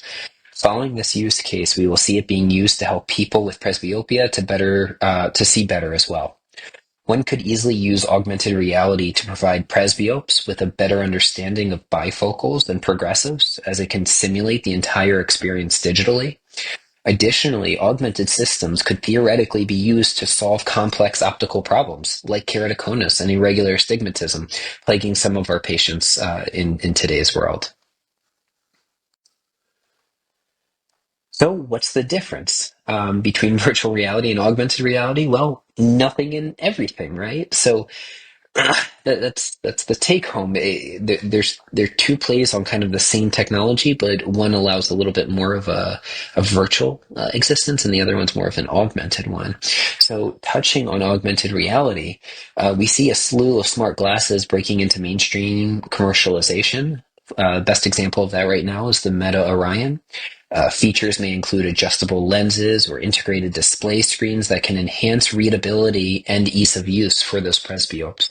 Additionally, augmented reality technology can overlay digital information onto the physical world, aiding in tasks like reading or magnifying texts.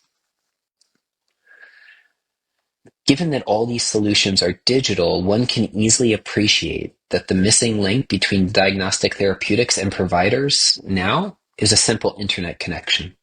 The solve for that is ironically proving to be quite complex given the current state of government and payer involvement in the United States, but is one that we're going to have to solve in the days and weeks coming. While a step further down the pipeline for the treatment and management of presbyopia, I thought it would be fun to provide you an example of what the future will look like. Here are some short clips from our metaverse build-out connecting doctors from all corners of the world. Let's play this.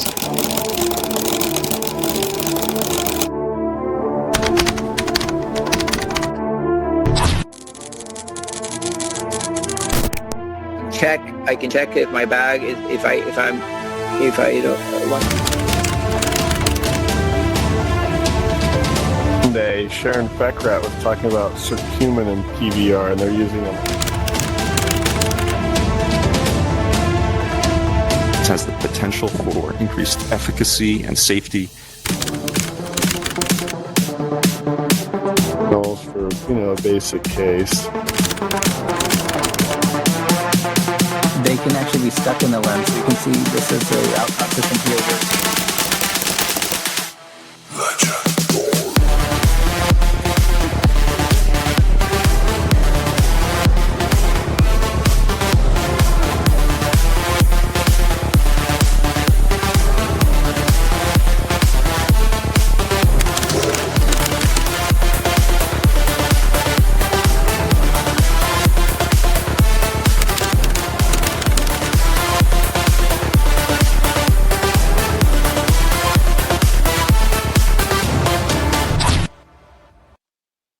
So we just watched here was a little clip of some of the practicality that we've found with leveraging the metaverse in today's day and age. Now, we were able to bring together doctors from all across the United States and all across the world where we were able to convey information.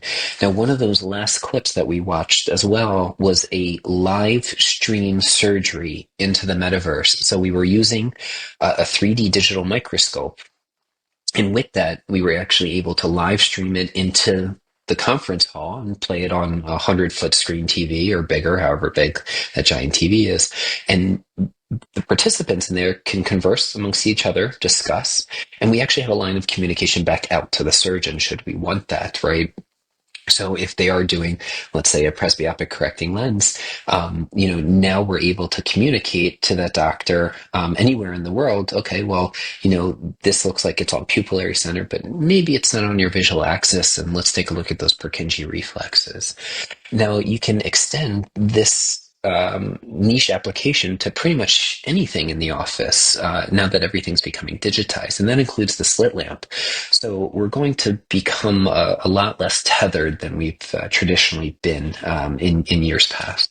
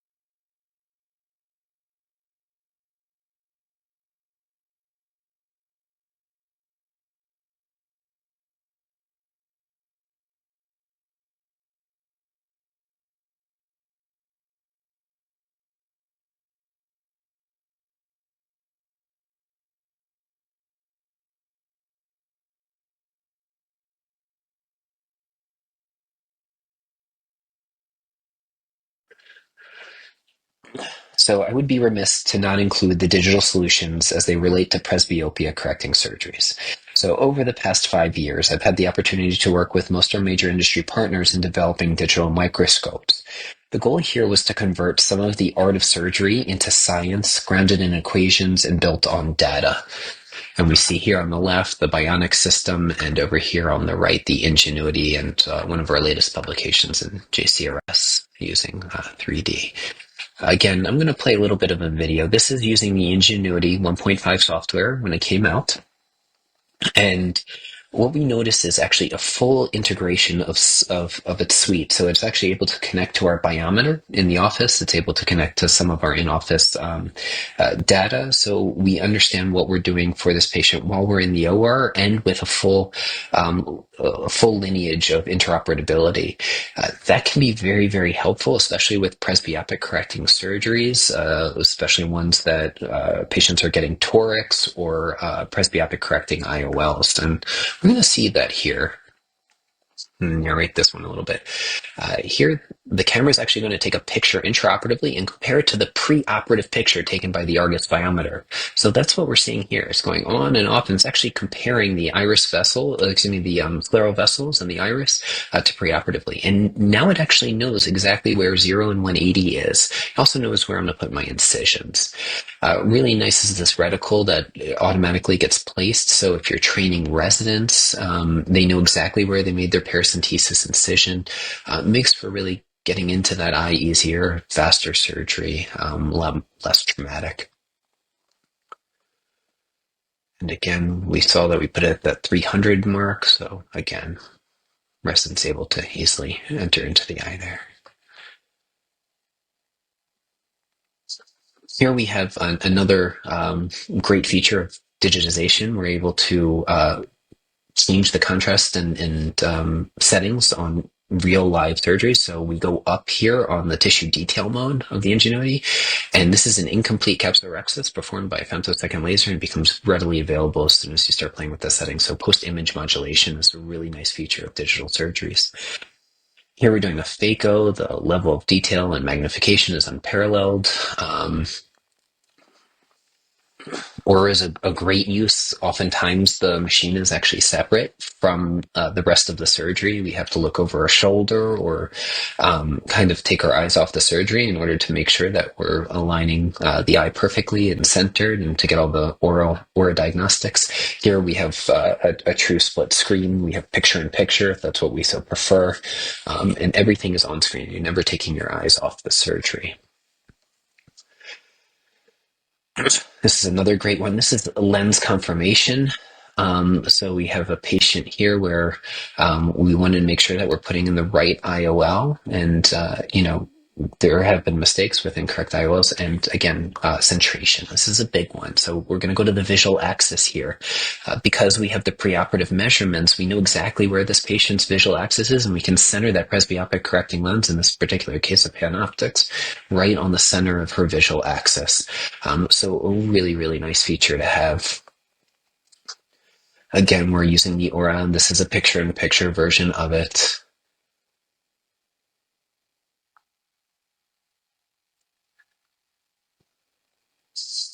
We're doing the measurements, and again, we're going to be doing a toric lens here, but it could easily have just been a toric presbyopic correcting lens. We see where the axis is, where we want it to be. If we had marked it with a pen, it probably wouldn't have been as accurate.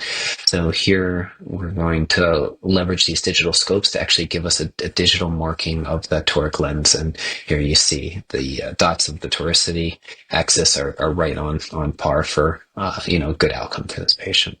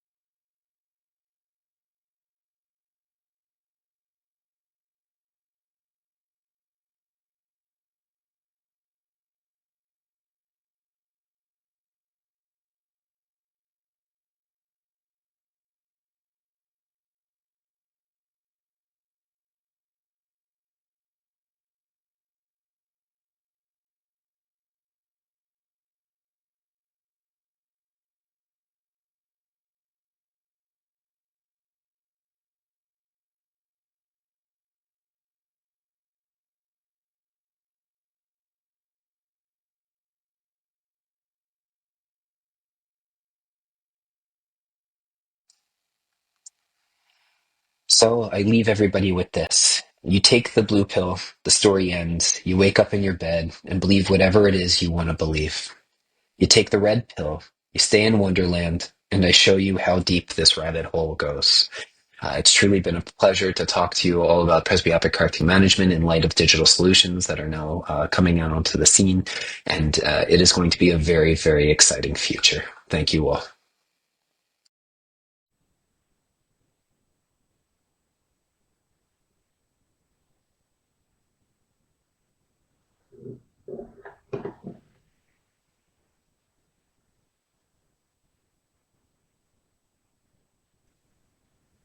Dzień dobry, słyszy się? Halo, tak, ja słyszę. Okay, so just for people who speak Polish, we just say that since our colleague from US is not present for any reason, we cannot see him. We are only Polish, so we can speak Polish, and you have provided simultaneous translation, so you can follow our discussion in English if you like, of course. So now we switch to Polish language. Yeah? Dzień dobry Agnieszko, dzień dobry Macieju, dziękuję wam za znakomite prezentacje. No i Agnieszka and Maciej. And I was following the discussion on the chat. I will be following questions on the chat, and you can start the discussion. There are no questions on the chat. If they are there, I will ask you. Do you have any questions to each other? I have one. Good afternoon, Maciej. I have a question to you. I totally agree with you that monovision is underappreciated form of solving presbyopia. But it's a long history because monovision has been used for thousands of years. And now, well, in opposite to monovision, in opposite to other technologies, we know quite a lot about monovision, and you showed that because you presented a lot of publication. My question is, why is it so rarely used? What happened, especially in Poland, that it is so rarely used? And I think in the United States, monovision, of course, I don't follow the registry of monovision and statistics, but for many, many years, monovision was frequently used in the US. But something happened. We don't use it in Poland frequently when we have monofocal lens. That was the idea of representation, to remind you about monovision, because we in Poland, we have to take into account the national health care, and we don't do it. We can do it, but we don't offer it to patients. I am not proponent of big monovision, as I showed at 2.5 dioptries level, because it affects binocular vision. But this micro monovision, mini monovision, is safe, and it's required because it provides spectacle independence and improves quality of life. But in reference to multifocal lens, we cannot we be pressured by the companies manufacturing the lenses like that, because patients sometimes ignore side effects, and if we offer them, we have problems. We have a lot of problems with unsatisfied patients. Of course, it's a lot about psychological aspects, like in refractive surgery. It's all about our mental aspects. But I think we have to choose simpler solutions in patients when we can predict that they may be unsatisfied. I agree, and I think that there is a reason why we rarely use monovision in Poland. You already said it, and Agnieszka, you mentioned that as well, that preparation of the patient is more demanding compared to monofocal lens. So preparation in terms of taking measurements, but also in taking medical history, educating the patient, is totally different. It's more challenging. That's why I think that if we have a choice And it really doesn't matter what country it is, but we should have a separate procedure that would see this additional cost of work. You know, it should be more expensive, because otherwise it would be difficult to convince physicians that are really in a hurry, have a lot of work, and they perform several procedures a day, and you know, they don't want to do additional things without payment. Agnieszka, I would like to say something about it. First of all, since I started to implement EMV, I started using monovision, monovision.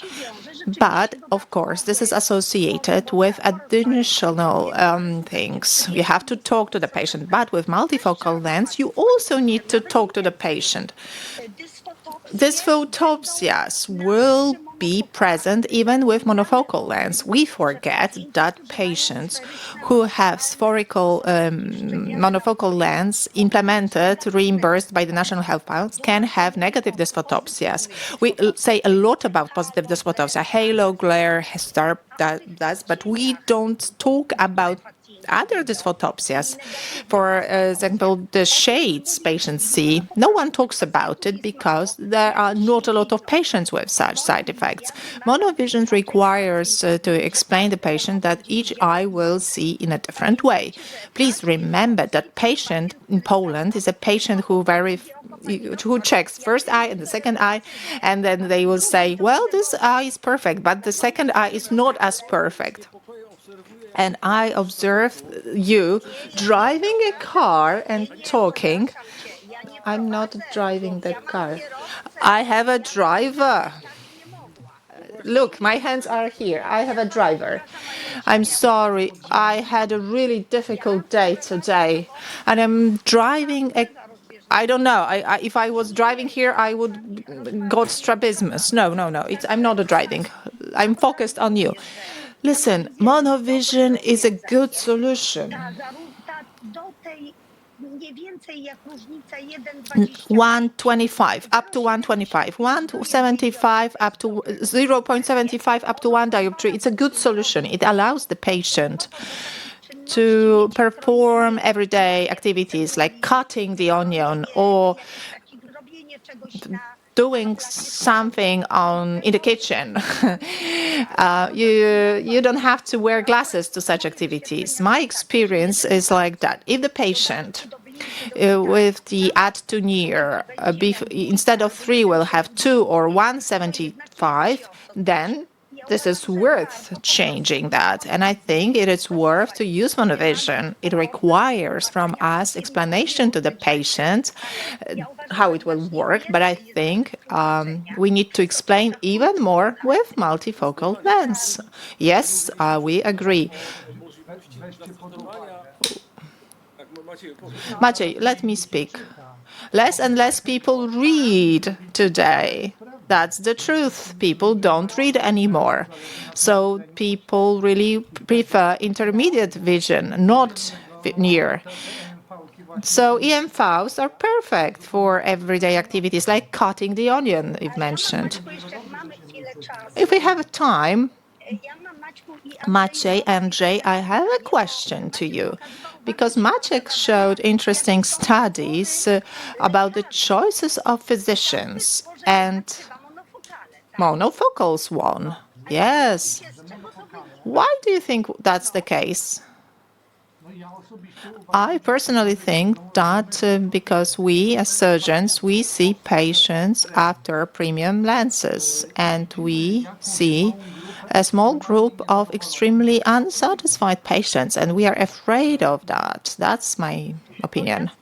I, on the other hand, think when I look at my colleagues, ophthalmologists who had such lens implanted, then monofocals were a better choice for them because it's easier to deal with them with microscope than when in case of multifocals. That's my experience, that people who had surgery, of course I'm talking about ophthalmologists, said, I chose monofocal because I think that this version is safer for me.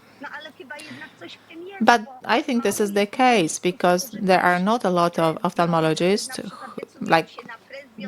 who implant Presbyon or who prefer laser correction. I don't know if this is the Polish case and this is the Polish phenomenon or this is a global trend. I don't know what you think about it. I confirm. Sometimes we have international sessions and someone asks a question like that. Who would have a multifocal implanted or who would decide to undergo refractive surgery? And minority would do it. Minority of people answering would do it. So ophthalmologists are quite conservative with this regard. They want to be on the safe side. They can accept the fact that they have some problems associated with, for example, wearing glasses, but they want it than the risk of problems that sometimes may appear after such procedures.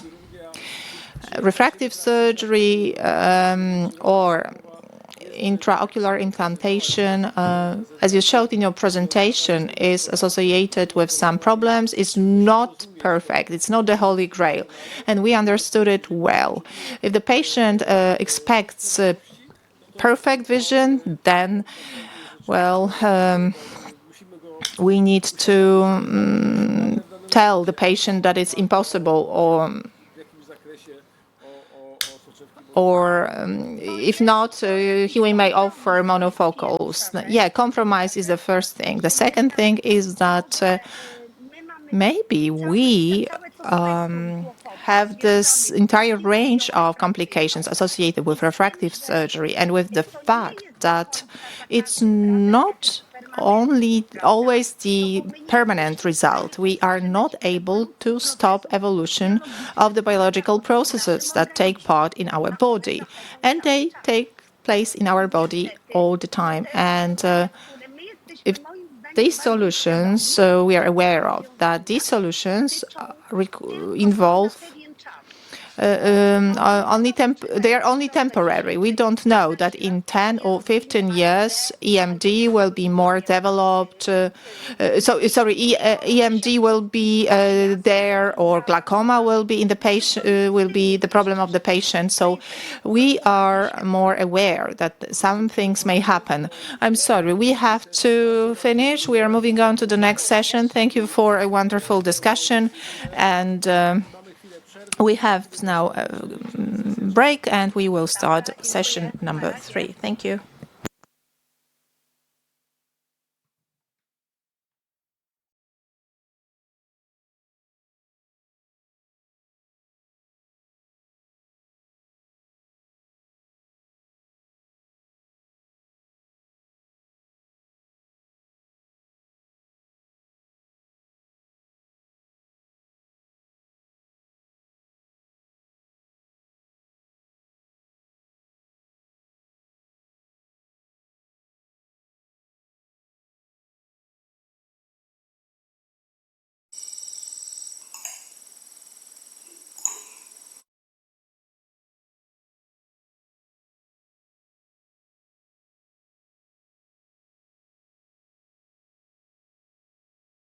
Good afternoon.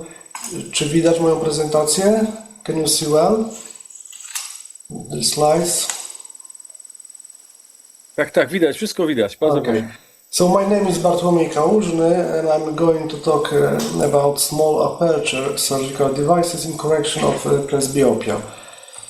The pinhole effect is based on stenopic principle, which allows central rays to enter the eye and eliminates diverging rays, thus reducing the circle of blur on the retina. And the effect is well known for centuries, and one example of its use is camera obscura, as you see on the image. Pinhole is usually defined as a a very small hole between few micrometers and 100 micrometers, and is used as a aperture of optical system.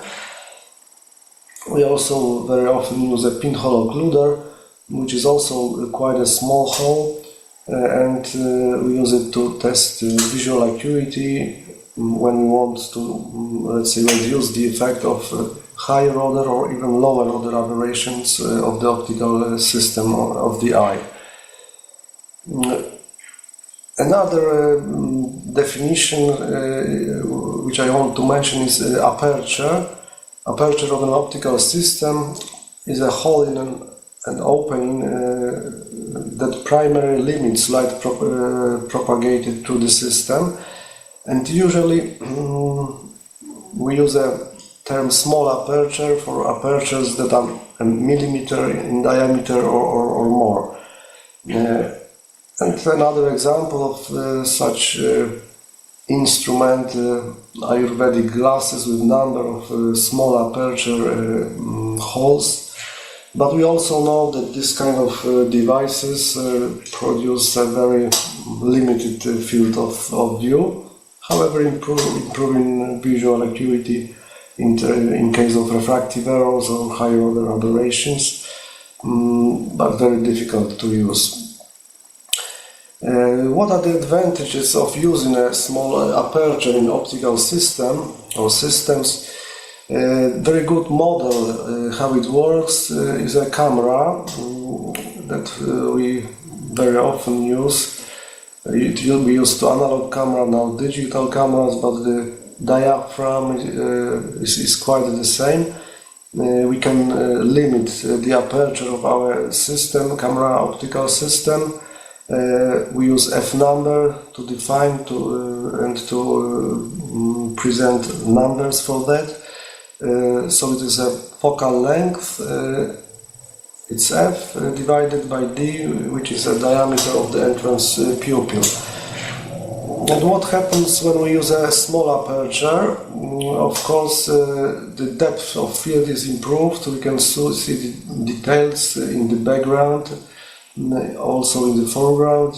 Whereas with the big aperture on the right, large aperture, this background is much clear. We cannot see a lot of details there.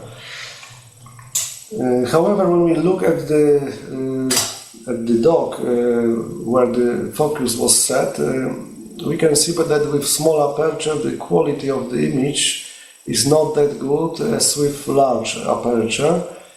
And another thing is that to acquire the image with small aperture we need much more time, so it's 15 seconds to acquire the image, and high sensitivity of the sensor.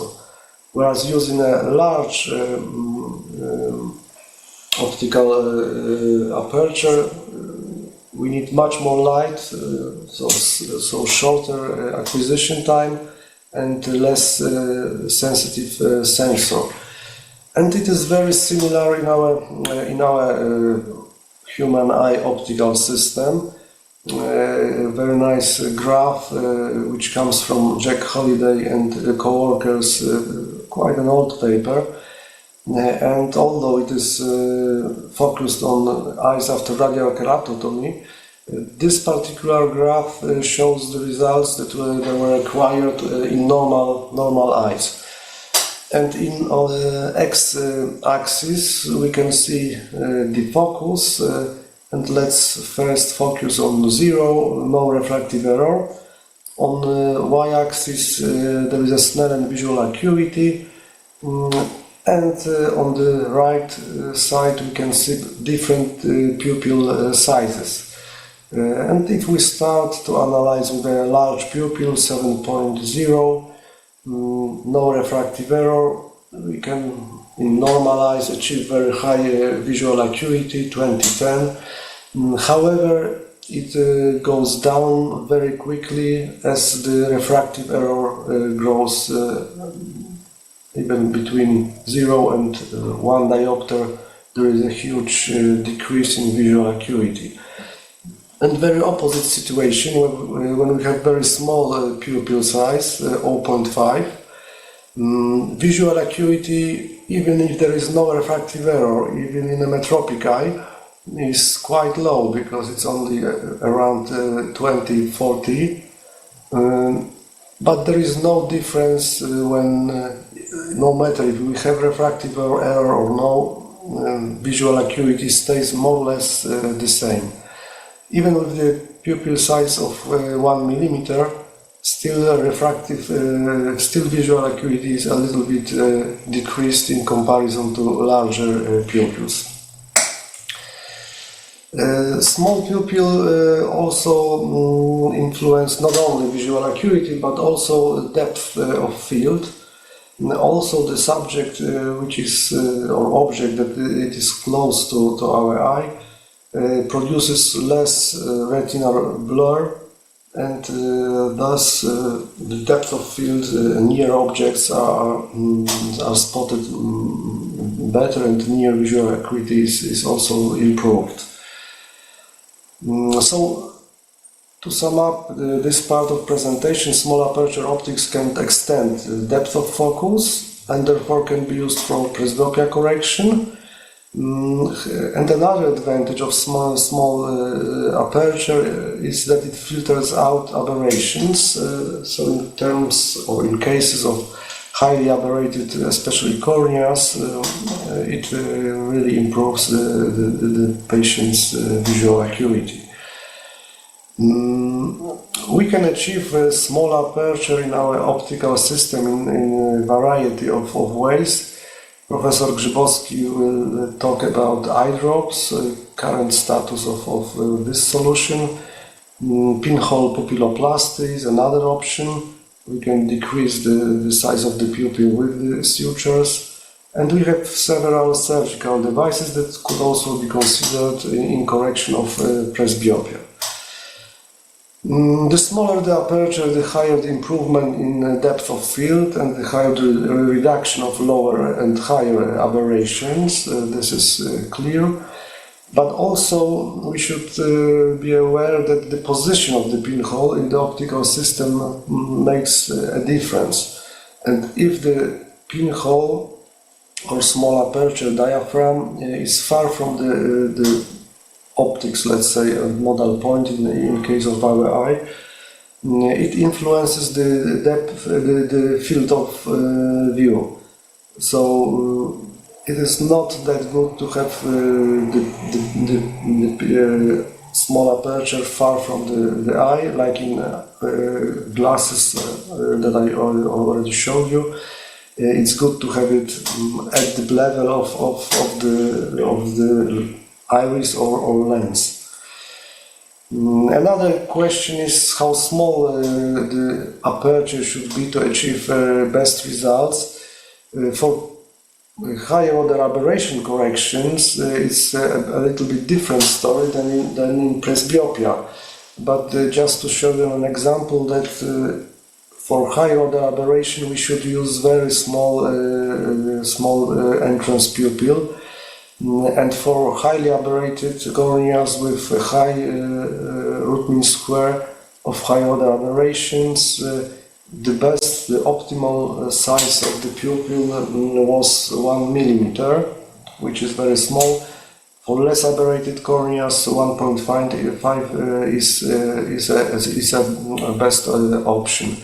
However, for presbyopia correction, we cannot usually go that far. We cannot use that small size of the pupil or device or other optical diaphragm.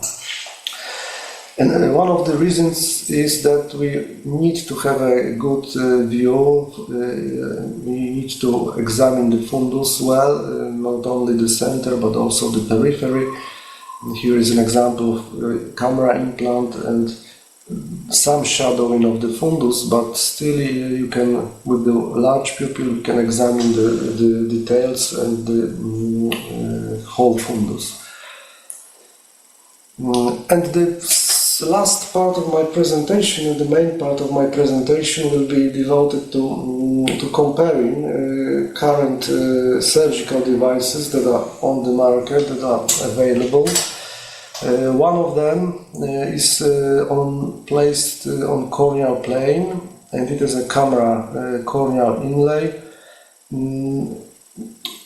It is opaque, as you see, a little bit or quite dark, and it has an outer diameter of 3.8 millimeter and central aperture of 1.6 millimeter. Another possible option is to place a diaphragm with small aperture at the iris plane, and there is a device called extra focus piggyback device. This kind of lens is kind of an add-on lens. It is implanted to the sulcus in eyes that already had a cataract surgery, and another lens is implanted in the back. It has a 6 millimeter diameter of the central part. However, the central opening is smaller, 0.3 millimeter, and the picture of it is showing how it looks at the bottom, center bottom. And the final solution I wanted to talk about is intraocular lens, which is of course implanted in the lens IOL plane. It is called IC8. It is hydrophobic acrylic lens, but has a similar kind of a diaphragm that limits the aperture, quite similar to camera inlay. However, it is positioned in a different place, thus it also has a different size. So outer diameter is 3.23 millimeter, and the central opening is quite similar to extra focus. It's 1.36 millimeter. Now, what are other differences between those devices? The camera inlay cannot correct refractive error itself. However, it could be performed with LASIK. It could be combined with LASIK, and in this way, refractive error could be corrected. Extra focus has no refractive power itself. However, the lens that previously is implanted may correct any refractive error. And IC8 is produced in a variety of different refractive powers, and it is implanted in the back, and it can correct patient's preoperative refractive error. As far as fundus view is concerned, camera inlay shows very good, let's say, makes it possible to visualize fundus very well. There is small shadowing, but usually not disturbing the evaluation. But it is not the same situation with extra focus. This implant, as you see, has a very big black diaphragm. The opening is quite small, so it might be a problem with examining the wide field examination of the fundus. However, with non-mediatic fundus cameras, usually you can also, it is feasible to achieve a photograph of the fundus. And IC8, it has no major also influence on the fundus examination, so it is another advantage. Another aspect that we could think of is the limitation of visual field, and with camera inlay there were some papers on that, and the limitation is relatively small, although it looks that it might have a big impact. and it is far from the nodal point of the eye, so it's another reason that it could decrease or influence negatively the visual field. But there is only a minor loss of sensitivity in the central 10 degrees, so it performs quite well. I could not find a good, let's say, evidence that extra focus influence on the visual field is higher or smaller, but from this material that I managed to reach, probably it is also some limitation of visual field with this implant. And there is also evidence that IC8 does not influence the visual field examination or perception.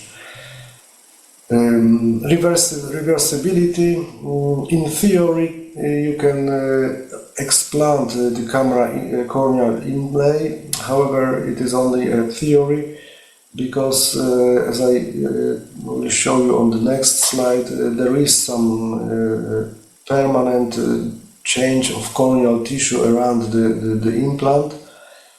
So even if we explant the implant, the camera implant, there will be some scarring, some signs of previous surgery. So it's not fully reversible for sure. Extra focus has an advantage that it is explantable, and it is explantable quite easily.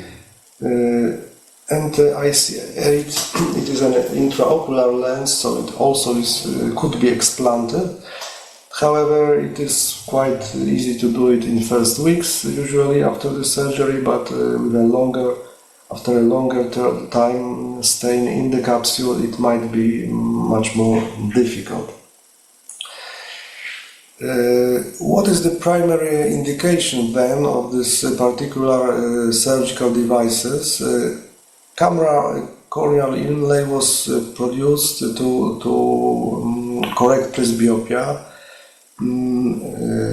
Extra focus is rather to correct irregular astigmatism or for patients with or eyes with permanent mydriasis. However, it could be used for correction of presbyopia, and IC8 primary indication is correction of presbyopia. It provides a full or real add-off effect, this kind of lens. However, it is also very advantageous in eyes with high order aberrations. Some of these devices, or very often are used to be implanted only for non-dominant eyes. Extra focus is mainly to implant it in affected eye. Camera had acquired FDA approval in 2015. Extra focus, I think, is under consideration, and IC8 was certified by FDA 2 years ago. And all of them have CE mark. And the final slide summarize a current status of these all devices I've mentioned. So camera corneal inlay presbyopia correction several years ago, but it turned out that long-term biocompatibility was questioned because of corneal haze over and around the inlay. And another quite important observation is that it may cause a stromal fibrosis, and it results in hyperopic shift and decrease in both distance and near visual acuity. So at the moment, from what I know, the camera is no more sold by the company, although it was not removed from FDA, let's say, registry, but it is not available anymore. extra focus, I think it is a very nice design and very nice instrument or device, but mainly for irregular corneas or large pupil. And this is the main purpose. The limitation of fundus examination, for example, abilities is I think quite a problem, especially if you would like to use it only for presbyopia correction. And IC8 intraocular lens primarily positioned as a presbyopia correcting IOL with add-off or true add-off mechanism, but at the moment it is also usually not the first choice for presbyopia correction. We have other lenses with add-off mechanisms that are used more commonly.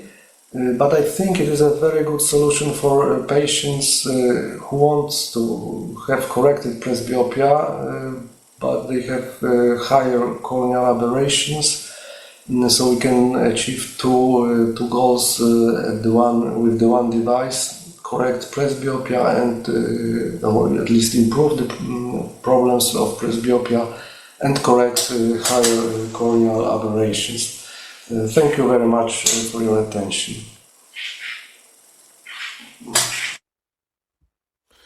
Szanowni Państwo, mam przyjemność przedstawić wykład na temat zastosowania ozonowego oleju roślinnego w nanosomach w profilaktyce okołooperacyjnej. Jest to wykład Perioperative prophylaxis in view company funded. You can see conflict of interest here. First of all, why is it worth to use antiseptics? Well, this is associated partly with the dark sides of antibiotics.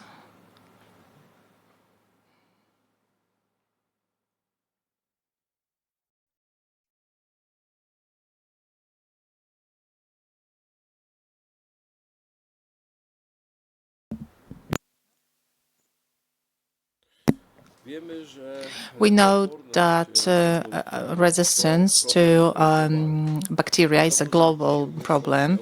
Annually, 700,000 people die, so 2,000 people per day due to resistance to drugs, antibiotic resistance, and this will increase to 10 million deaths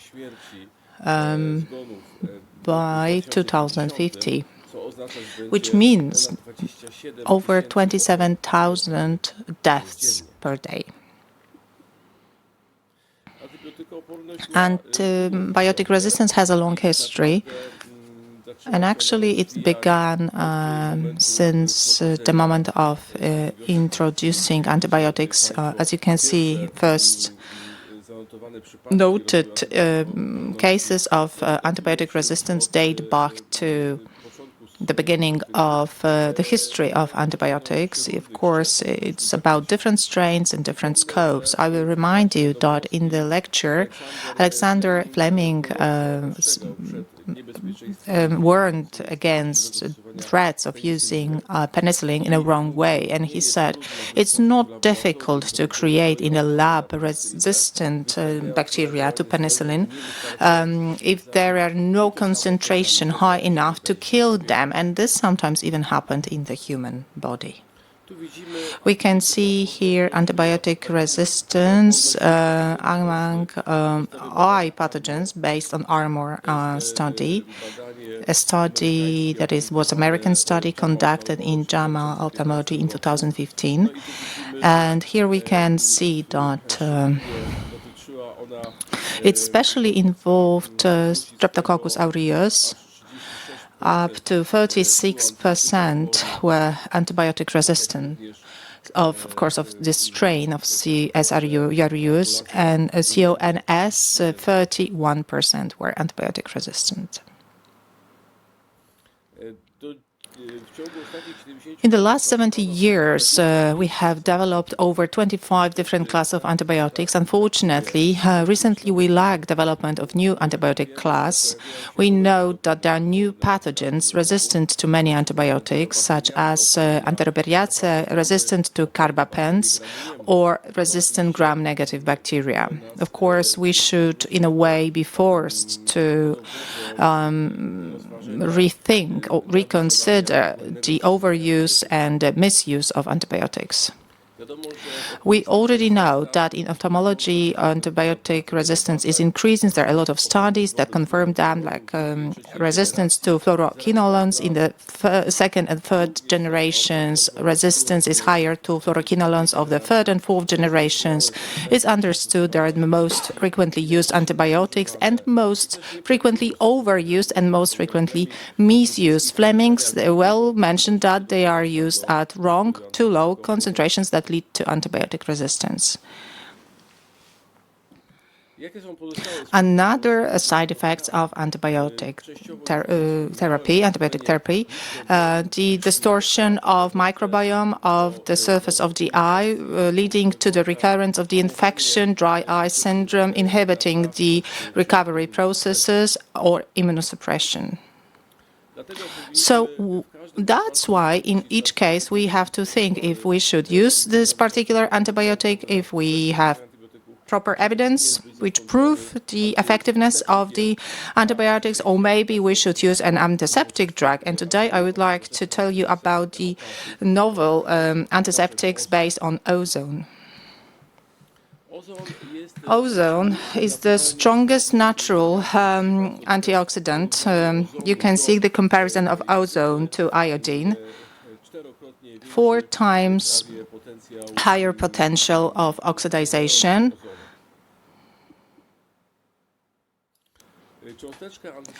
Antiseptic particle involves a broad spectrum of antibacterial activity, lack of documented resistance to bacteria or evidence for inducing a resistance, perfect tolerance on the surface of the eye and skin around the eye. This is a new option for auxiliary treatment in the eye infection. Ozone has a lot of features I will try to present. It improves regeneration of tissues. It's not toxic to the cells of the epithelium. In development of resistance is now impossible, or it hasn't been documented so far. There are no allergies or sensitivity to the preparation as a result of the lack of allergens, and ozone is converted into the particle oxygen. Ozonated oil shows double antiseptic activity. First, by direct oxidation, it slowly extracted ozone, and its extract can destroy by direct oxidation different pathogens, and by integration with macromolecules, interaction with nucleonic acids, epithelial membrane, it blocks bacteria, it blocks pathways of bacteria cells. You can see its activity against gram-positive, gram-negative bacteria, adenovirus, HSV, fungi, amoeba, really high activity against such pathogens. We have increasing number of scientific evidence confirming the efficacy of ozone. Here you can see a list of publications about that topic. Of course, this preparation was introduced recently. That's why we don't have quite a lot of such publications, but they are present. We can see them. They are involve experimental studies, in vitro, animal studies, and there are some clinical studies as well. What can provide us with multifactorial activity of ozone, antiseptics, broad spectrum, strong antibacterial antivirus and antifungal activities, therapy associated with antibiotics, increased effectiveness of antibiotherapy, broadening the model of fatality of antibiotics, and poor infection recovery. This is associated with the regenerative properties of ozone. An interesting study was published recently in Journal of Cataract Refractive Surgery, a long study, multi-center, prospective, controlled four-stage phase, assessing the efficacy of ozonated oil to eliminate pathogens before cataract surgery. In this study, 20 centers were involved in Italy. 174 patients were enrolled.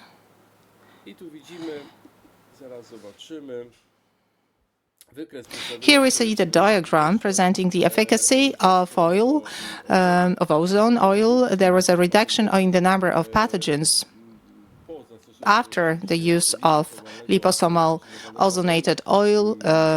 As you can see here, this difference was statistically significant because it was 92%.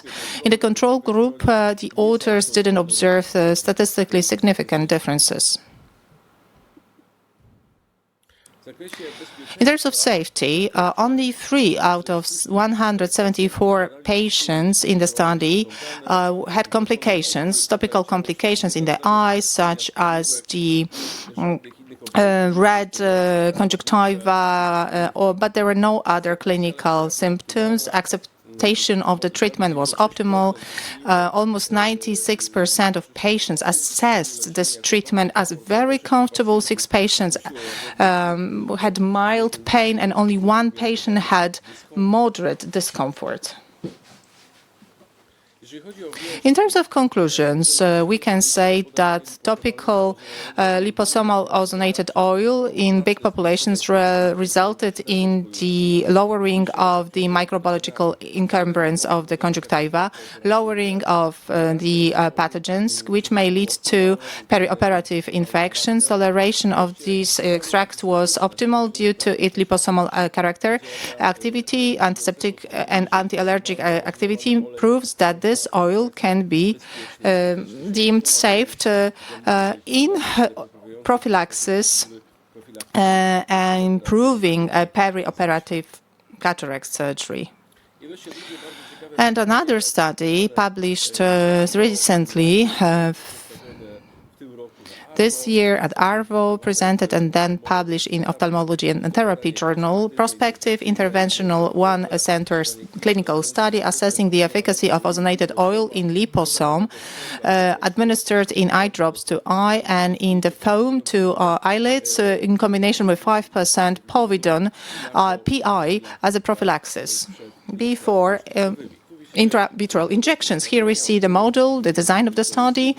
At the top we have the examined group, so we take it 4 days before procedure, the smear from the conjunctiva and from the edges of the eye. 3 days before procedures we used the drug, in this case, as I said, Ozodrop, and then 10 minutes before procedure we use PI 5%.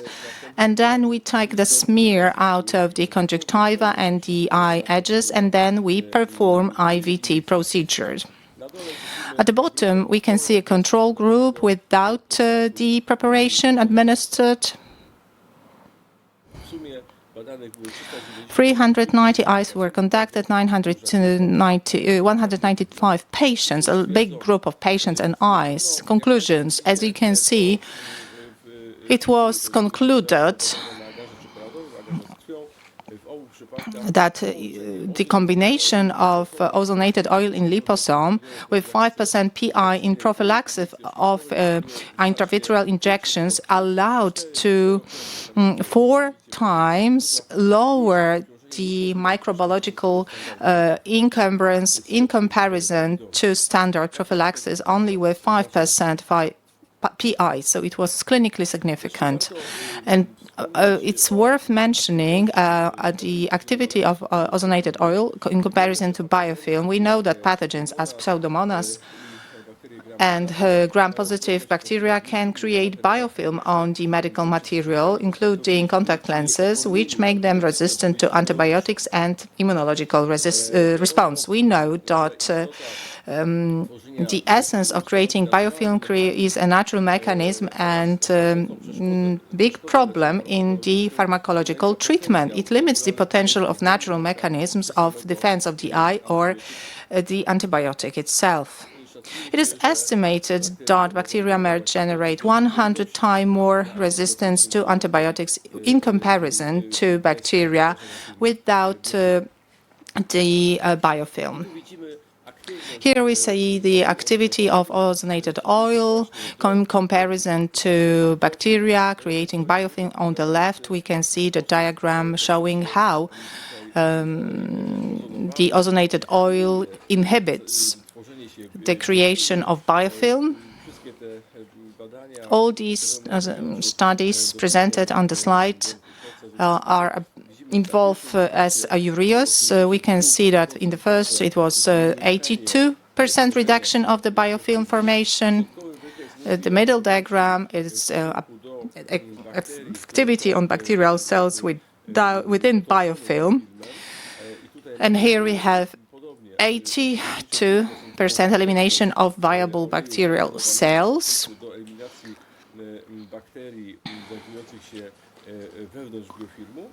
And the third diagram involves biofilm eradication.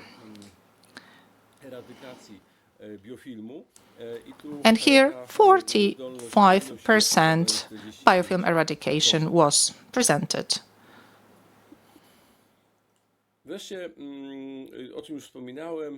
Well, Choosing Wisely campaign for 15 years have been propagating to eliminate the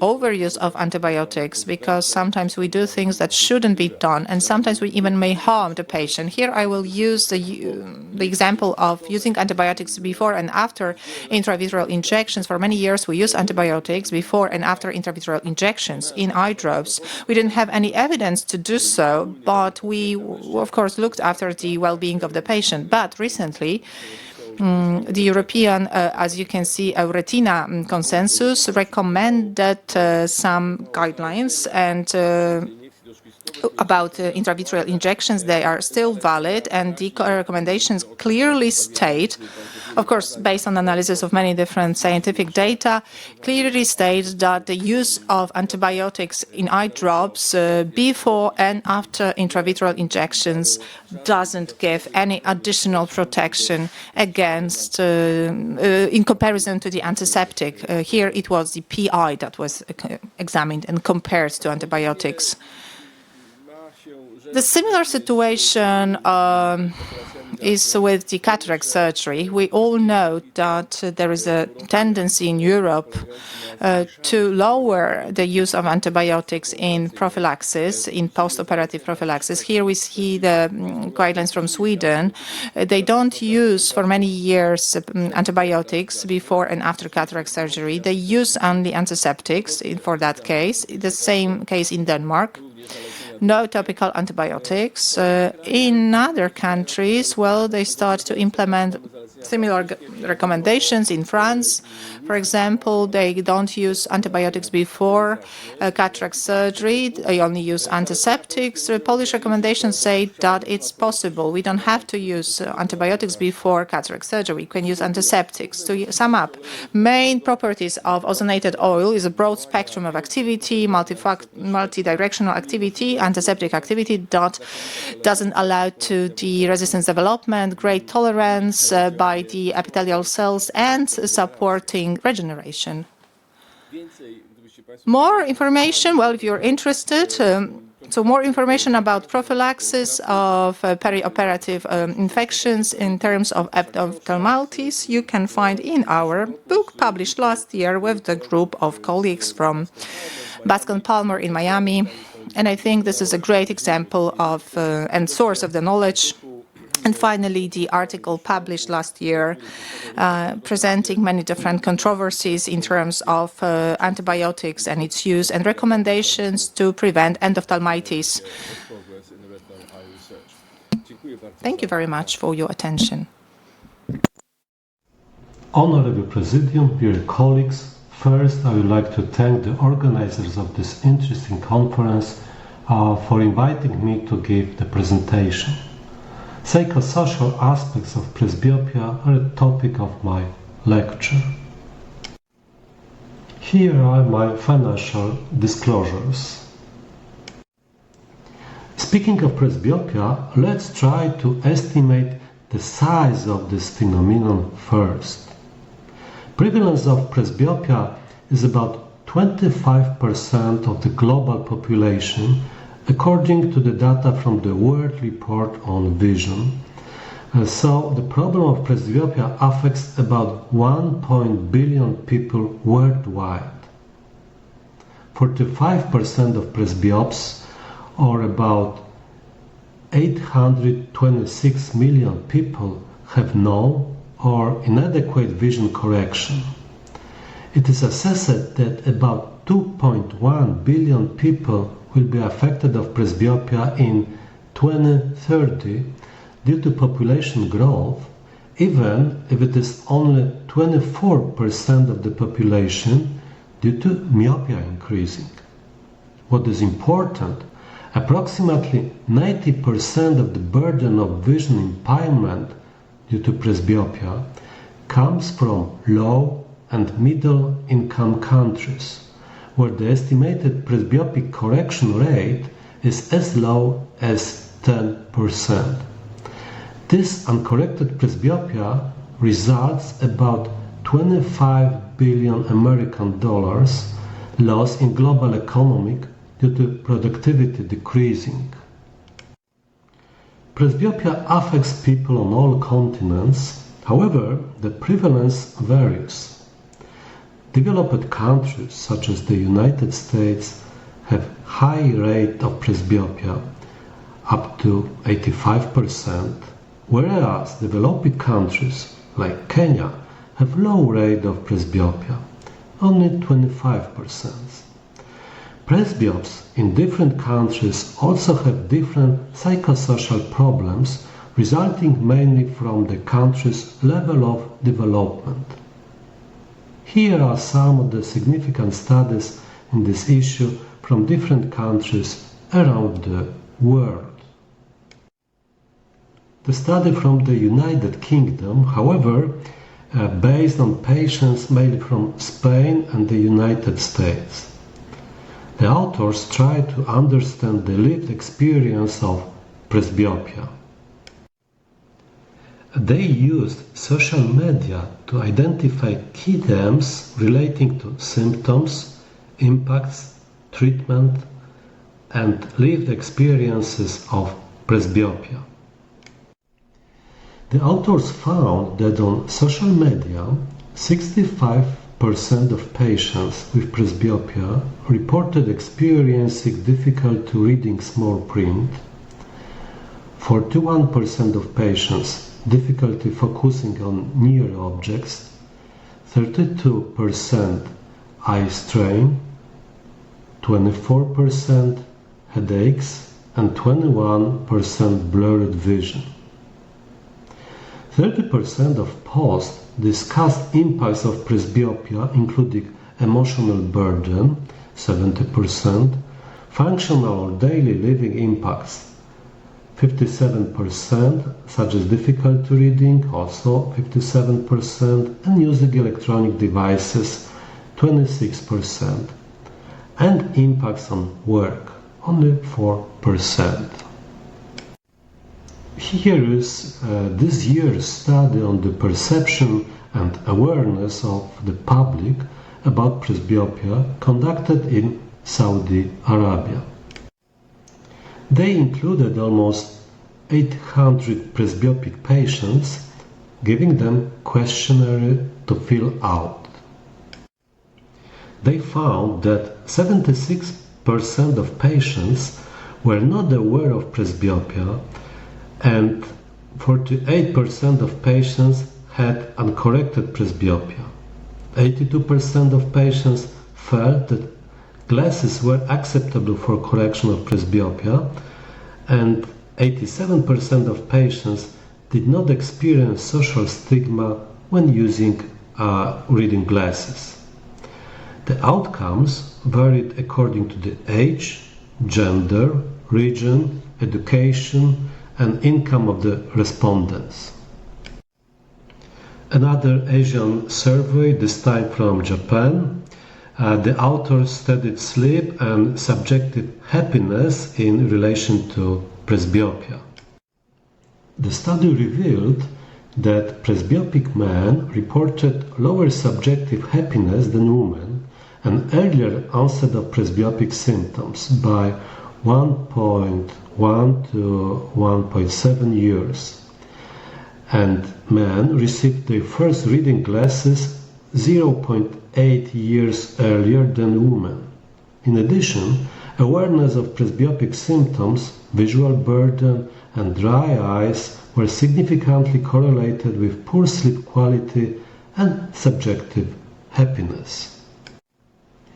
Here is the study from Australia on impact of presbyopia on quality of life.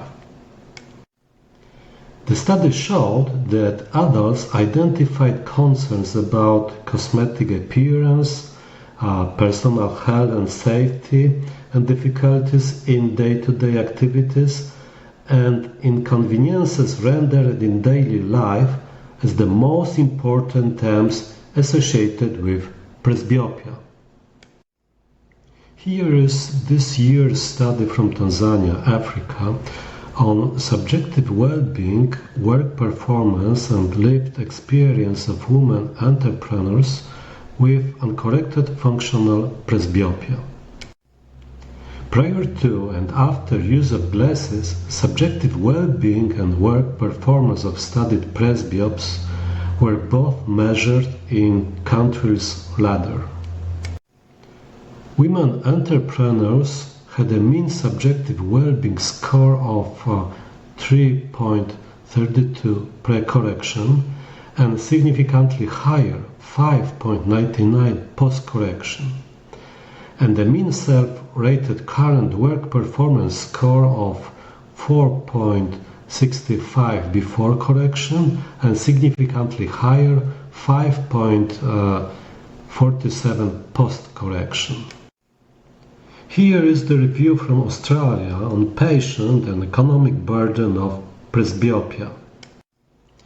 The study considers impact of presbyopia on difficulties of daily activities such as reading, mobile phone using, writing, navigation using. The study showed that presbyopic patients report up to 22% decrease in quality of life score and up to 80% patients with uncorrected presbyopia report difficulty in performing near vision related tasks. About 12% of presbyopes required help in performing routine activities, and these visual limitations reportedly induce distress and low self-esteem in presbyopia patients.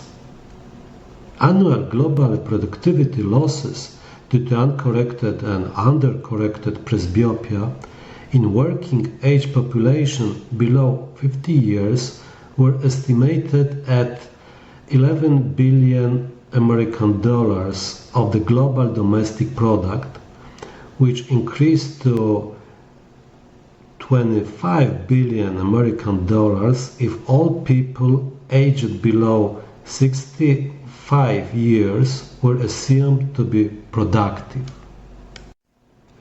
And another study on global burden of potential productivity loss from uncorrected presbyopia conducted in the United States.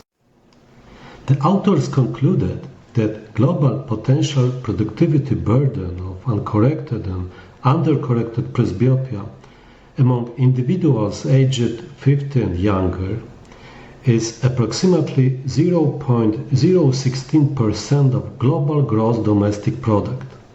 However, global correction of presbyopia, like the 96% of presbyopias in Europe, could reduce the productivity burden by 87% up to 1.39 billion American dollars. As conclusions, presbyopia is a highly prevalent age-related ocular disorder, and a significant percentage of cases are uncorrected due to lack of awareness or reluctance to wear glasses.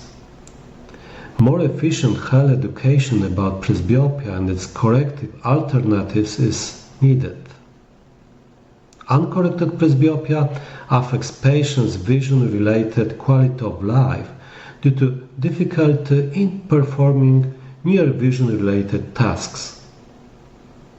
Poor vision at a close distance caused by uncorrected functional presbyopia negatively affected economic, physical, and psychosocial aspects. Un- and undercorrected presbyopia could lead to productivity losses in working-age adults. Awareness of presbyopic symptoms is significantly correlated with poor sleep quality and subjective happiness. Findings from social media listening provided insight into how people with presbyopia discuss their condition online and highlight the impact of presbyopia on individuals' quality of life.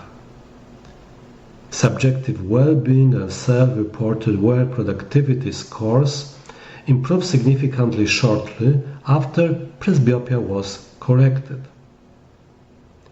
Presbyopia is a significant burden on productivity, and correction would have a significant impact on productivity in lower-income countries.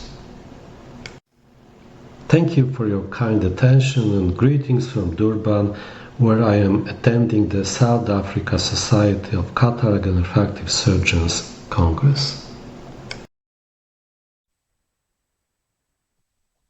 Now we have a time for a discussion,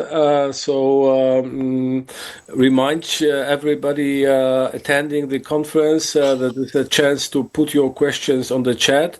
Since we are all Polish within this session and present with Professor Kałużny, just two of us, we will speak Polish, and if you need, you can switch to the English translation simultaneously. Dzień dobry jeszcze raz, Bartku. Bardzo... Evening, Bartek. Thank you for wonderful presentation. Thank you for invitation. Dr. Stopera is absent because he is at the conference in Africa, representing Poland, as the only lecturer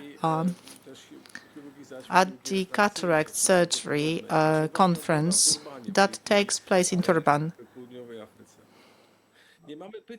We don't have questions, so we have a short time for discussion. We have a bit of delay, but I have a question about your interesting presentation, because as far as I understood correctly, the camera implants are not available anymore. Yes, that's true. I was trying to start implanting them when they were launched on the market, so around 2015. But all the time I was afraid to do so, that, well, there may be some problems and this biocompatibility won't be sufficient. So I never did it. And now I'm happy that I didn't do it. It's not only about fibrosis, but also the shift to hyperopia may be a problem here. So another complication, and that's why the company doesn't do it anymore, doesn't manufacture it anymore. Lacu Focus company, I think, that was the name. And this company developed very similar implant, but in intraocular lens. And I think that this product was sold to Bausch + Lomb company that distributes these ECE8 lens. But as far as I know, it's not available in Poland. I don't know about Europe, but I'm still waiting for it. And because for some patients, this is the only option. I'm talking about irregular corneas, higher aberrations in the cornea. And for some patients, it can be the only solution available. I'm talking about treatment, and presbyopia correction is another possibility, of course. If there will be better than EDOFs that we use today, it's difficult to say. But there will be a group of patients that won't be possible to implant EDOF because corneal aberrations are too high. And for them, that product would be great. Interesting. Do we know how many patients were implanted with camera and what happened with such patients? It's not that these problems were dramatic, but they appeared and they happened after some years of implantation. What is the percentage of implantation? I cannot tell you right now. 5-7%, not more than that. I have a colleague professor, and he's maybe not an ophthalmologist, but a physician, and he has such an implant, and he's satisfied with it. So it's not that it's a dramatic situation with such patients, but in 5 or 7 or 10 years perspective, since these implants have been well implanted, I think that there are too many problems with them to continue implantation, even though results and benefits were visible, and in short-term observations, patients were satisfied. But of course, it wasn't the first product. For refraction, we remember anterior chamber lenses confirmed by FDA recently, folded lenses, and after some years, they were retracted from the market. That comparison that you showed of these 3 different possibilities, we don't have camera anymore, but the ECE8 lenses seem to be the most, let's say, these lenses have the least amount of complications. Because, of course, we always had some problems with the field of vision, fundus of the eye, periphery. We always have some insight into the fundus of the eye with the fundus camera, but the peripheral is still there. And all these problems with EC8 lens are not present anymore because they don't affect this lens. This is only the issue of the availability and that this lens is irreversible. Piggy bank, for example, is easier to reverse, it's easier to implant. But if it was satisfactory in long perspective, then this irreversibility wouldn't be a problem. If there were even problems, then in the first weeks after surgery, we know about them because patients inform us about it, and then the reimplantation of is possible is not a big problem. But we don't want to do it, of course. But if it happened, then it's not something we cannot treat. Thank you. Again, we are waiting for ECE8 lens, and maybe during the next conference, Presbyopia, we can even describe first experience with this lens. Yeah, I hope you're right. Hopefully we would be able to use the lens. Thank you. And now let's move on to another session.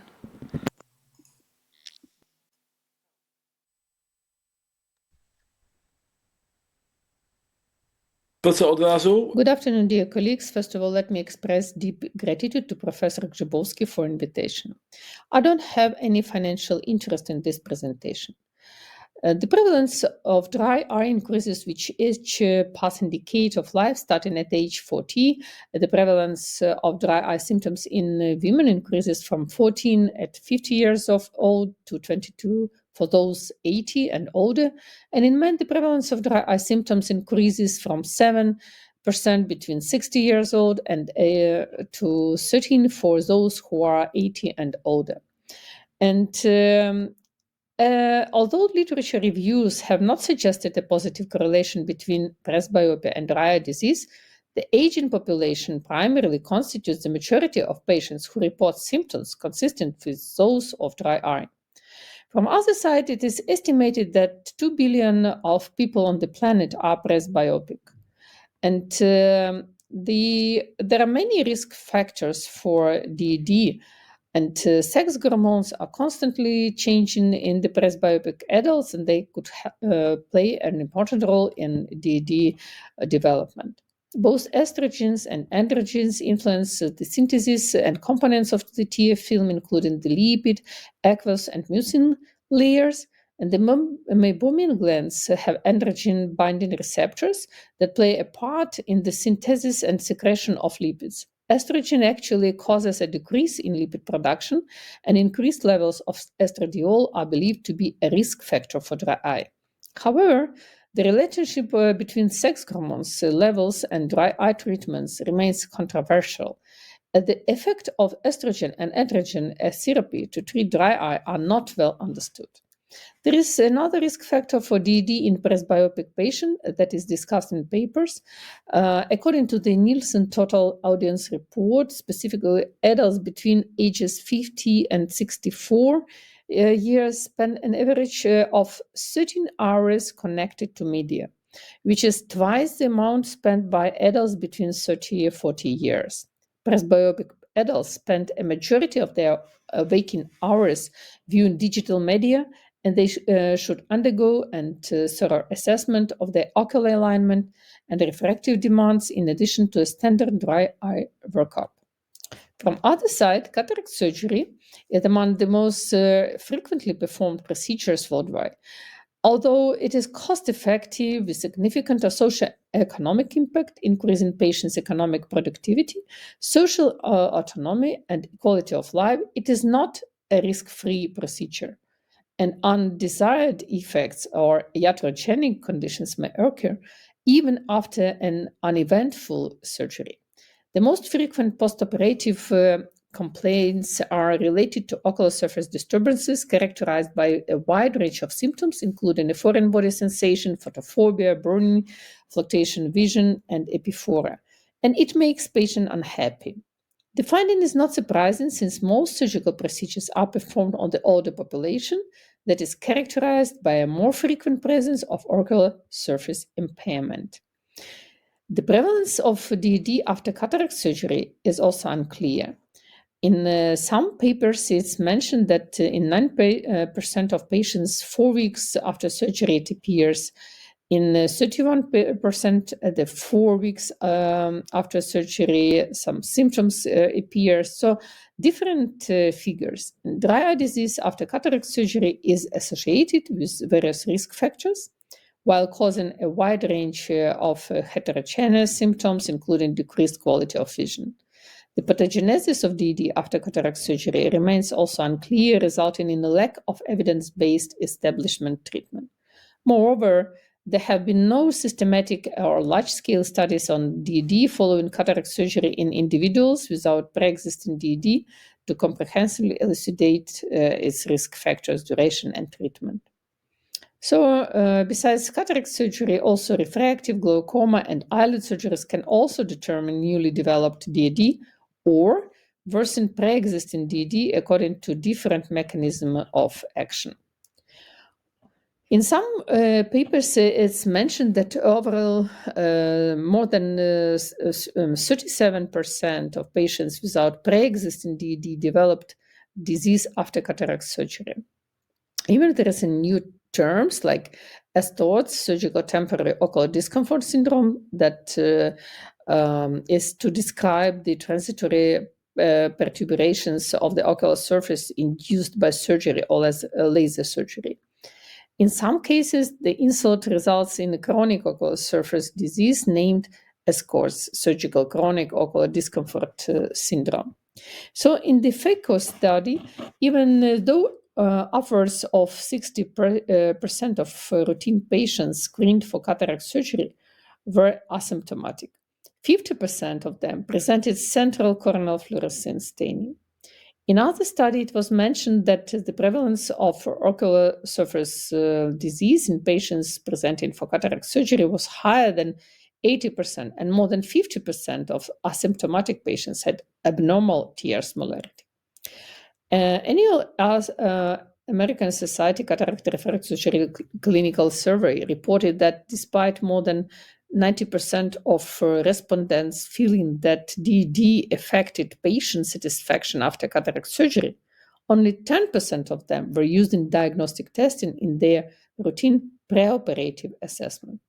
So, from our point of view, the careful history taken and maintaining a higher index of suspicion for DED is important, considering it is frequently seen in patients presenting with cataracts.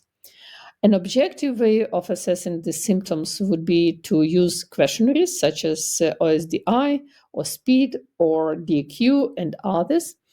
And even the recently developed index called the Ocular Surface Frailty Index introduced the concept of ocular surface frailty, making it susceptible to develop an DED. So in the case of screening for DED before surgery, we should use questionnaires, history of autoimmune disease and symptomatic medications, ocular adnexal examination, tear film metrics, ocular surface examination, and so on. And under the slit lamp biomicroscopy, clinicians should evaluate anatomical structures of the lid, including the alteration of lid margins and eyelashes. And also the alteration of the lid margins include hyperemia, telangiectasia, thickening, scarring, ulcerations, tear debris, abnormalities of the meibomian glands, metaplasia, and many other changes. Careful evaluation of meibomian gland is important since its dysfunction is the most frequent cause of evaporative DED and is often asymptomatic. So, lid parallel conjunctival folds, Lipkov, are well accepted clinical sign in dry eye diagnosis, and commonly Lipkov is classified by grading the number of folds observed by slit lamp biomicroscopy. Staining with fluorescence is one of the most common methods for studying DED and examining the surface of dry eye. Fluorescein does not readily stain normal corneal epithelium. However, in the presence of disruptions of cell-to-cell junctions, corneal and conjunctival surfaces become stained. In the early stages of the disease, staining with lissamine green may be limited to the nasal bulbar conjunctive, with both the nasal and temporal bulbar conjunctive as well. So, staining is also a marker of inflammation and severity of DED. And you should be careful if we have patients with epitheliopathy. Commercially available non-invasive diagnostic tools for DED opens a new perspective in the screening of patients undergoing ocular surgery. These devices offer the advantage of obtaining automated results, avoiding subjective bias. Moreover, since these examinations are non-invasive, they do not alter the results of subsequent examinations. And we can use them for screening, and it doesn't take a lot of time. Tear film acts as the first refracting medium with the magnitude of change in refraction at the air-tear film interface being the largest compared to any other interface in the optical system. So alterations in tear film physiology therefore impact the overall quality of vision with an increase in higher order aberrations and irregular astigmatism. And it is uncommon to have an overestimation of astigmatism in eyes with DED owing to the fluctuations of keratometry values caused by alterations in the tear film osmolarity despite having an otherwise clear cornea. And it is advisable to correlate astigmatism with the refractive acceptance of the patients also. Instruments like keratometers, topographers, wavefront analyzers relied on the precorneal tear film for the acquisition of the biometry parameters. So if you diagnose DAD, we should treat it. And treatment strategy in DAD is step up, and first-line treatment usually focuses on patient education, influenced risk factors, and achieving relief of DAD symptoms, traditionally with aqueous or gel-based artificial tears. And the usage of medications and technologies depend upon severity of disease. Eyelid hygiene in management of MGD is an essential part at all stages of the disease. And the goal is improving meibomian gland function and meibium quality. So we can use different additional physiotherapeutical devices to reach our aim.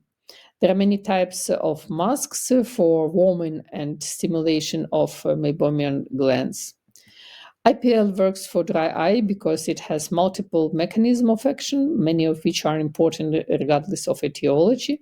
The light energy from IPL warms the meibomian glands, thereby facilitating expression of meiboom.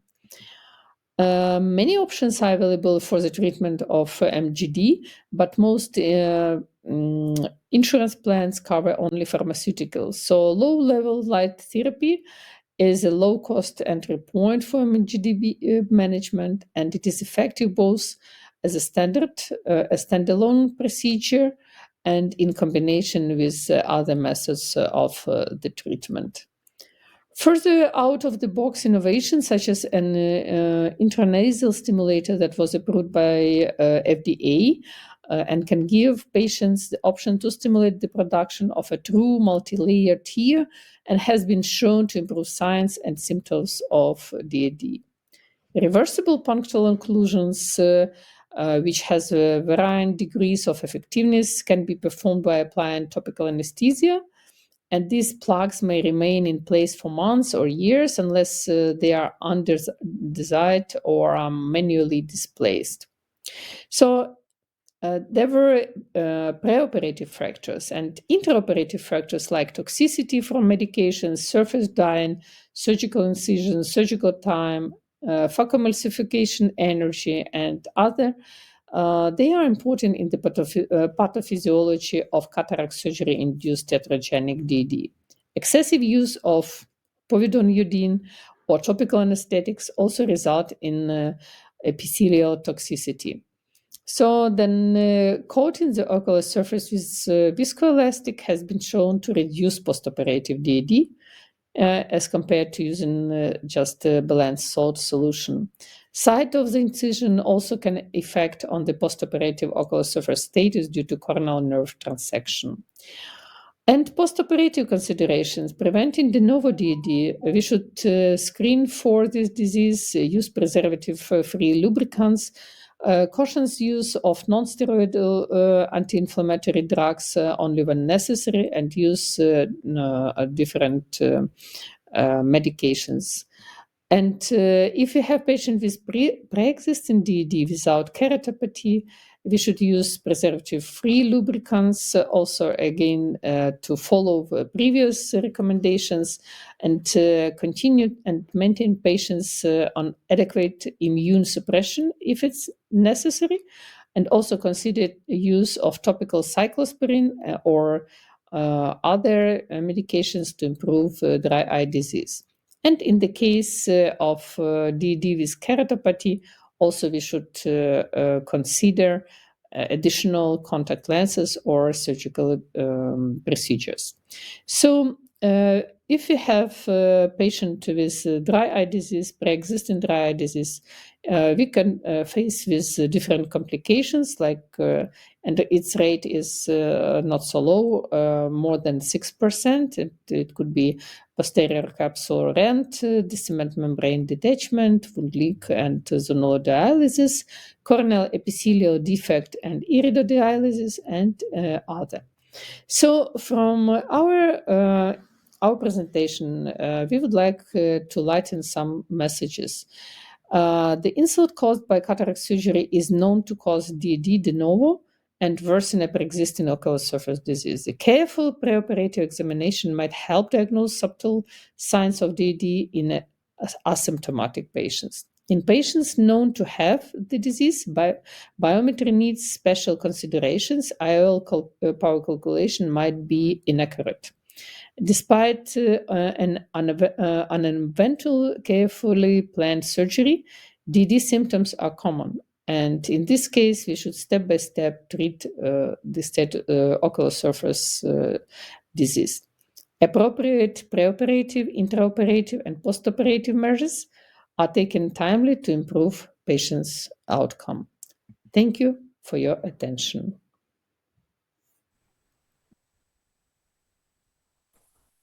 Dear colleagues, this is now my turn to speak on recent developments in the pharmacology of presbyopia. Here, my financial disclosures, none of them is relevant to the topic of this presentation.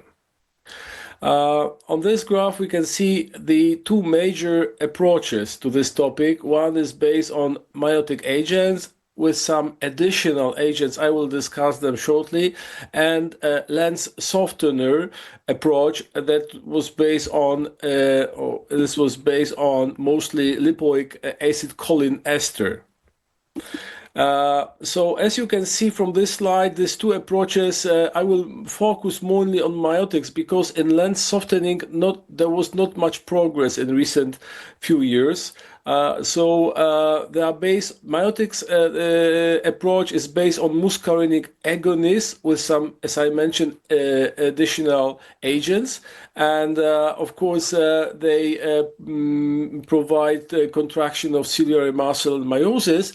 And for example, when non-steroidals are added, they inhibit inflammation in the anterior uveal tract, decrease spasmodic ciliary contraction, pigment dispersion, and posterior synechia formation secondary to parasympathico-mimetic drugs.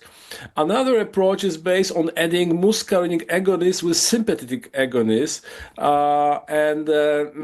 for example, carbachol with brimonidine. Here we see a quite interesting paper, 8-year retrospective study providing some both information about the effectiveness and side effects.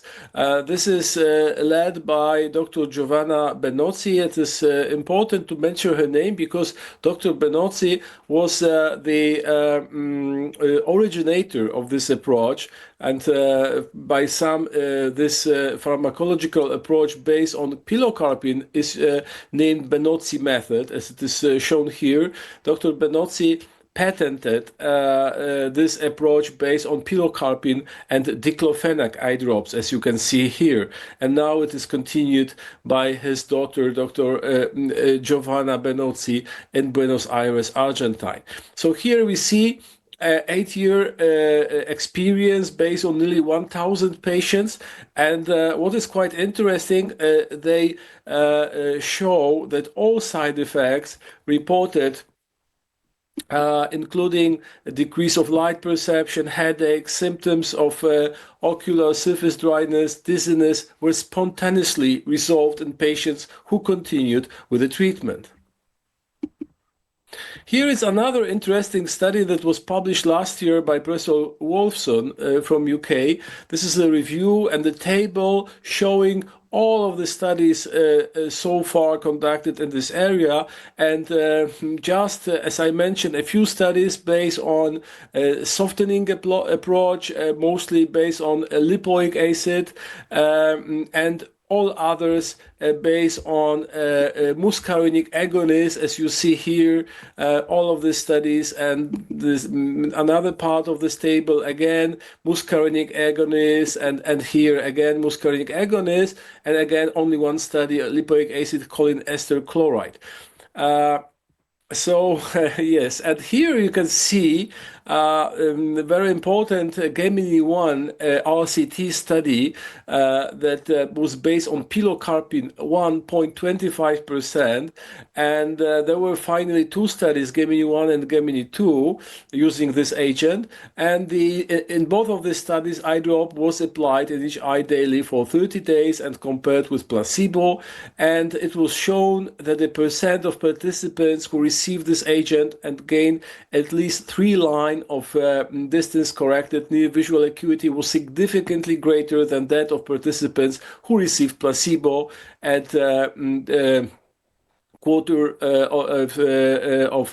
of an hour, half an hour, 1 hour, 3 hours, and 6 hours. And regarding adverse events, they noted less than 15% of headache, around 5% of patients reported or they found conjunctival hyperemia, less than 5% of vision blur, less than 5% of eye pain, no other serious adverse events in the treatment group. This led to the registration in US, the first pharmacological drug for presbyopia correction. This is Vuity. As you see, this is a pilocarpine, 1.25%, and this is recommended as a one drop in each eye once daily. A second dose may be administered 3 to 6 hours after the first dose. However, the company informs about the blurred vision, possibility of blurred vision, that myotics, including Vuity, may cause accommodative spasm. Patients should be advised not to drive or operate machinery if vision is not clear. And also they inform about the risk of retinal detachment. Rare cases of retinal detachment, retinal tear, have been reported with myotics, including Vuity. Individuals with pre-existing retinal disease are at increased risk. Therefore, examination of the retina is advised in all patients prior to the initiators of the therapy. Here we see another interesting study. This is the Virgo, again RCT study, phase 3, randomized, controlled, double-mask, multi-center study. Over 200 participants who were randomized to pilocarpine twice daily and vehicle. And here we see the results regarding primary and secondary outcomes.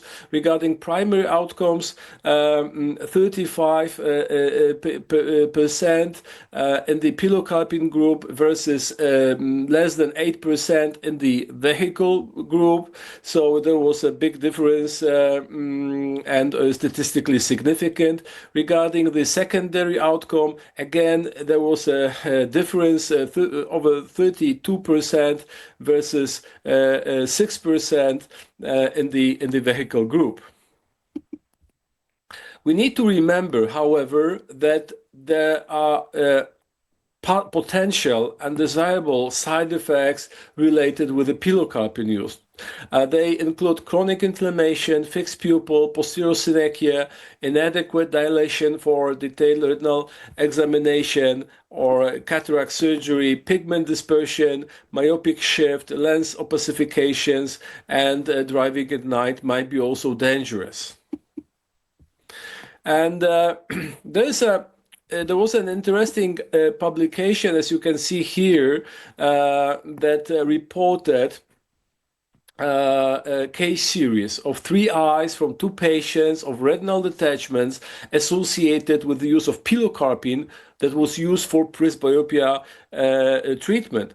And it was hypothesized that the drug may cause anterior lens migration, which could transmit tractional forces on the retina.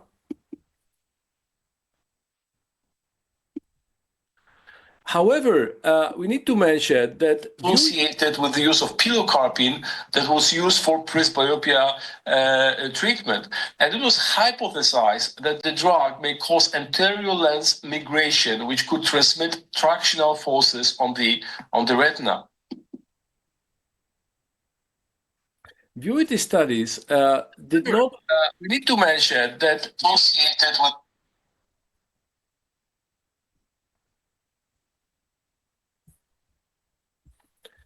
VUITY studies did not report any retinal detachments. However, the endpoint was only 30 days of observations. Patients underwent dilated fundoscopic examinations at the screening visit and were excluded in the presence of any ocular condition that, in the opinion of the investigator, could affect the safety of the participant. Patients with a history of cataract surgery were excluded. Patients with myopia greater than -4 diopters were also excluded. Thus, the Gemini trials effectively excluded patients with a presumed higher risk of retinal detachment, patients with underlying retinal pathology on dilated examinations, high myopes, and pseudophakic patients. There were also some earlier reports on retinal detachment. Some of them are presented here. This is other reports, 2 cases of retinal detachment occurring within 10 days of starting pilocarpine 1.25% by Eaton et al. And then a case of a 65-year-old female patient who developed vitreomacular traction immediately following the first administration of VUITY. So the recommendations of the authors of this American Journal of Ophthalmology article were that prior to prescribing pilocarpine from presbyopia, physicians should inform patients of these potential adverse events and consider that these patients undergo a screening dilated examination, particularly if they are myopic, to determine if they are at higher risk of retinal detachment. Before the initiation of therapy, patients should be appropriately informed regarding symptoms of retinal tears or detachment, which include flashes, floaters, and visual field loss.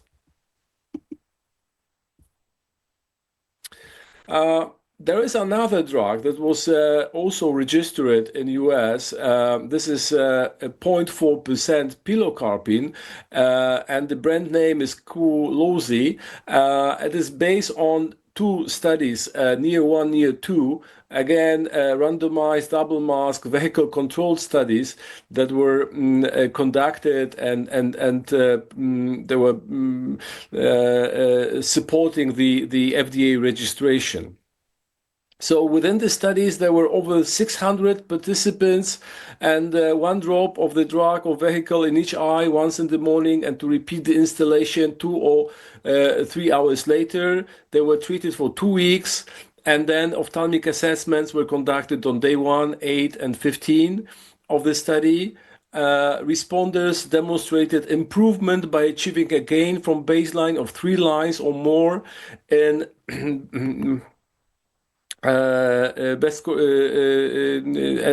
at 40 centimeters without the loss of 1 line or more, and the percent of responders are consistently higher in the studied group than in the vehicle group in each assessment day. Here we see the results of the study. We can easily see the difference between the studied pilocarpine to the vehicle. So this is roughly between 48% to 15% in the NEAR 1 study, and the NEAR 2 study more or less similar, between 52% to 20%.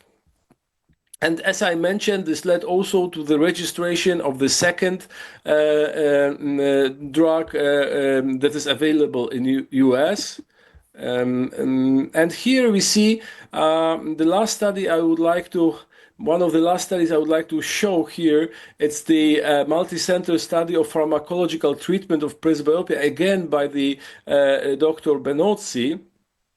And here it shows nearly 150 satisfied patients from 5 centers aged between 40 to 70 years old. All patients improve uncorrected near vision, maintaining uncorrected distance vision, and this study followed up to 10 years without relevant side effects. Yeah, and this is the last study I would like to present. This is the that was published last year on based on the formulation so-called FOV tears. That is an optimized topical formulation of pilocarpine phenylephrine that counteracts pupil constriction to avoid posterior synechia and complications under low light activities. And here we see that even without an effective change in the photopic pupil, there was a 2-line increase in unaided near vision with installation of this formulation FOV tears. That is quite interesting. Many other studies are ongoing, so hopefully in the nearest future we will see more different substances that could provide even better results that they are available with the substances that are already registered. Thank you very much for your kind attention.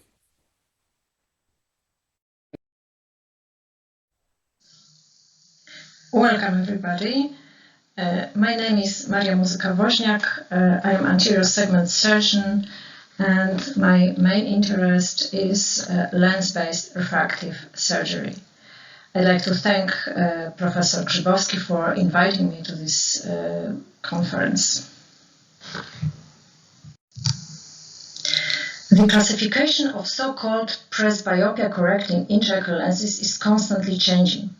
New lenses come into the market and the companies give them fancy names, sometimes causing a lot of misunderstanding and classification of these lenses into a certain category.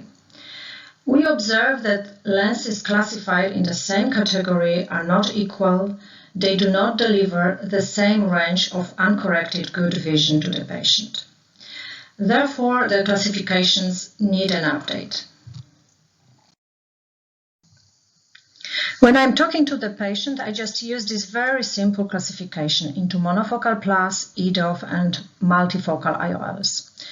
I may also divide them into diffractive and non-diffractive models, which is important due to this photopsia profile and nighttime vision problems for a given technology.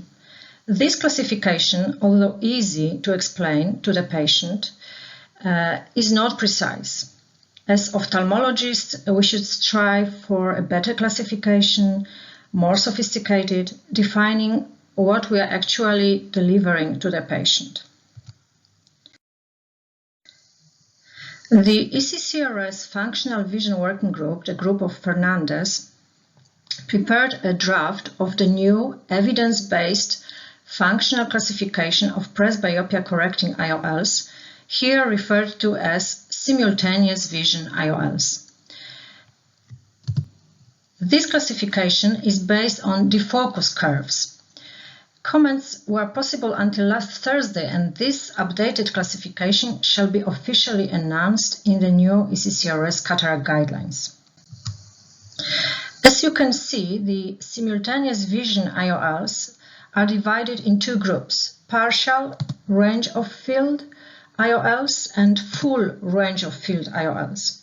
Partial range of field IOLs are further divided into narrowed, enhanced, and extended range of field IOLs with corresponding numerical values in diopters. Full range of field IOLs are further divided into continuous, smooth transition, and steep transition, describing the increase in visual acuity from intermediate to near. Here are the mean defocus curves for each IOL classification. The colored background shows the cutoff zones for partial range of field and full range of field IOLs. The defocus curve is undoubtedly the most important feature describing the IOL. From this curve we can read both the range and the continuity of vision for a given lens. However, we must pay attention if the defocus curve is binocular or monocular. It matters. Moreover, charts used for creating defocus curves may influence the results. Here we can see that visual acuity values in the defocus curve obtained with Landolt C charts were significantly worse than those obtained with ETDRS charts at all distances, as reported in a recent study. The functional classification based on defocus curves doesn't look at all at the lens technology and design. For instance, so-called extended depth of field IOLs can be divided depending on the technology into diffractive lenses with EDOF effect, non-diffractive, and small aperture IOLs. Non-diffractive IOLs can play with spherical aberration or wavefront, or can be refractive lenses, rotationally symmetric or asymmetric. Just to show you how difficult it is to classify these IOLs, here are some examples. Diffractive IOLs with EDOF effect are simply diffractive bifocal lenses with less addition for the intermediate distance. Their main disadvantage is halo and glare perception due to diffractive design, although they were classified as EDOF IOLs from the very beginning and opposed to multifocal diffractive IOLs. Refractive lenses may have segments of different refraction, which can also be differently distributed, rotationally symmetric or asymmetric. These lenses are also not without dysphotopsia. For instance, the Akunex lens gives a glow in the lower part of the image, also referred to as decoupling. Another refractive lens described as purely refractive is Technis Pure C IOL. The entire refractive change takes place exclusively on the posterior surface of the lens. EDOF lenses based on spherical aberration modifications are probably the most numerous group today, constantly growing. Here is an example of a mini-well lens which has a central zone with positive spherical aberration surrounded with a negative spherical aberration zone. The rest of the lens is monofocal and aberration-free. The LuxSmart IOL has a 2 mm center with a combination of 4th and 6th orders of spherical aberration with opposite signs. Alconvivity X-wave technology is explained as stretching and shifting the light without splitting it. This lens introduces negative spherical aberration. And finally, small aperture IOLs with a pinhole effect are interesting solutions for irregular corneas, delivering also certain depth of field. Which of these IOLs can be considered an EDOF? We all know the American National Standards criteria for EDOF IOLs, and some IOLs have proved that they meet these 4 well-defined endpoints. However, we also have ISO standards which agree with American National Standards for EDOF, but ISO adds the achievement of range of field absolute value at a visual acuity level of 0.2 logmar of 1.5 diopters. These endpoints for ISO require a randomized controlled trial for comparison with monofocal IOL. Randomized controlled trials take time and money. We could instead test lenses on the optical bench. Studies show that optical bench testing results are very similar, if not exactly the same, as clinical trial results. But still, the clinical studies are needed.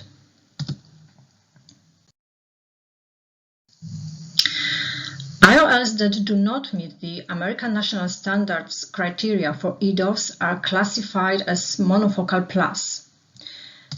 In the new ECCRS classification, these are partial enhanced range of field IOLs.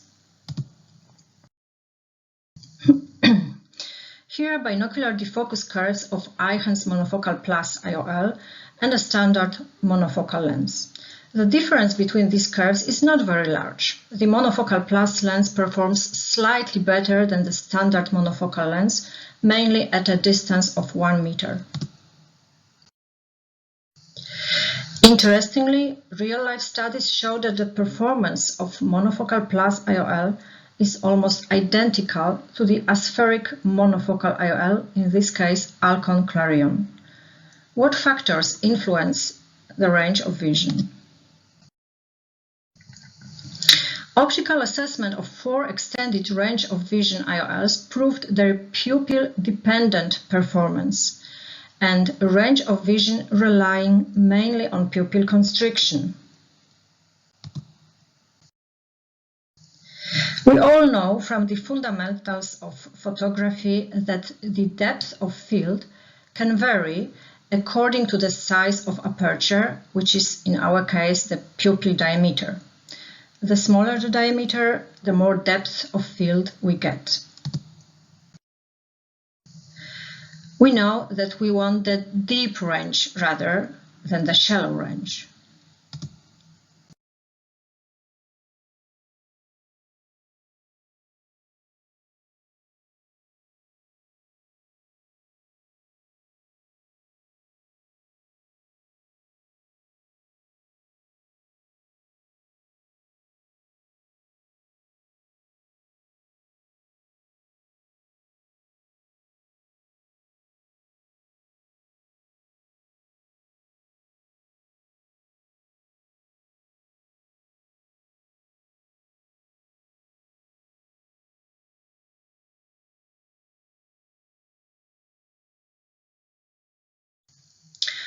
The IOL design affects its functionality. Here we have a wavefront simulation after passing through 3 different EDOF lenses. The differences are visible and may contribute to the IOL performance depending on the pupil diameter. Just 3 days ago, I had a patient who asked what font size will he be able to read without glasses with the chosen EDOF IOL. Who can answer this question? There are so many factors involved. With every new IOL, there is always a guess until we gain some experience. So I'm looking forward to see the new ESCRS guidelines for cataract, hoping for correct classification of available lenses. Thank you very much for your attention.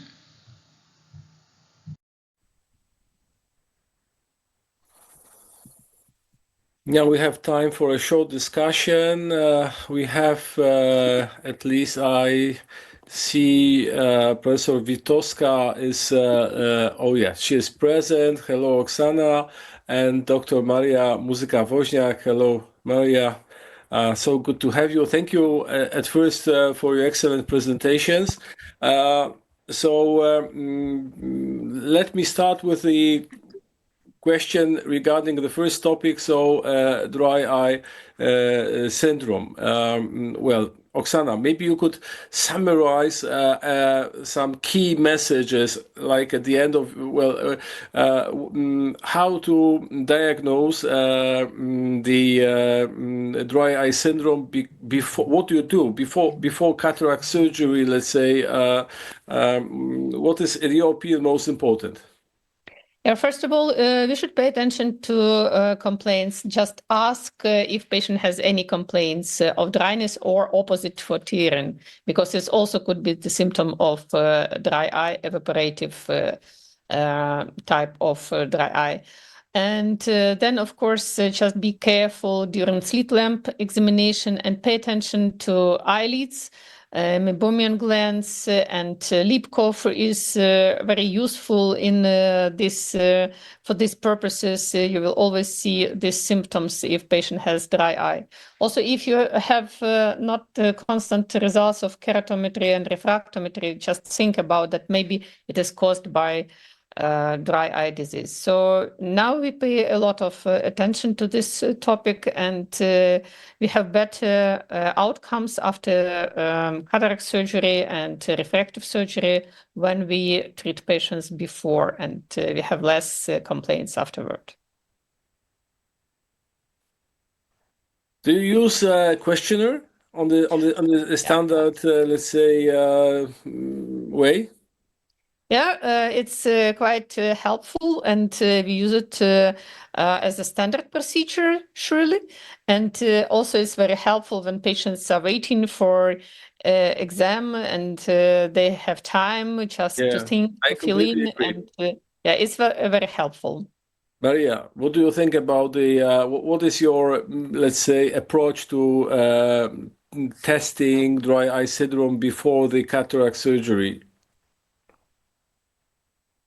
My approach is very sophisticated now because I take part in a larger project assessing dry eye syndrome in cataract patients. And what we see in these patients is a complete disagreement between the questionnaires and the objective signs of dry eye disease. So sometimes patients do not feel anything at all, and the eye surface looks horrible. On the other hand, some of them feel a lot of discomfort, and the tear film stability is very good.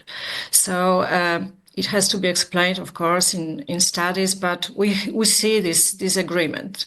So the objective symptoms do not agree with subjective symptoms. What are the objective methods? What do you test? I mean, because questionnaire, of course, we discussed, and Oksana nicely presented OSD, and we know that it's important part of the evaluation questionnaire. But of course, it's not all. We know that. So what are the objective tests? What do you do? So we do the automated tests, of course, with the keratometers like 5 km. So we do the non-invasive breakup time, tear meniscus. We do the lipid layer assessment.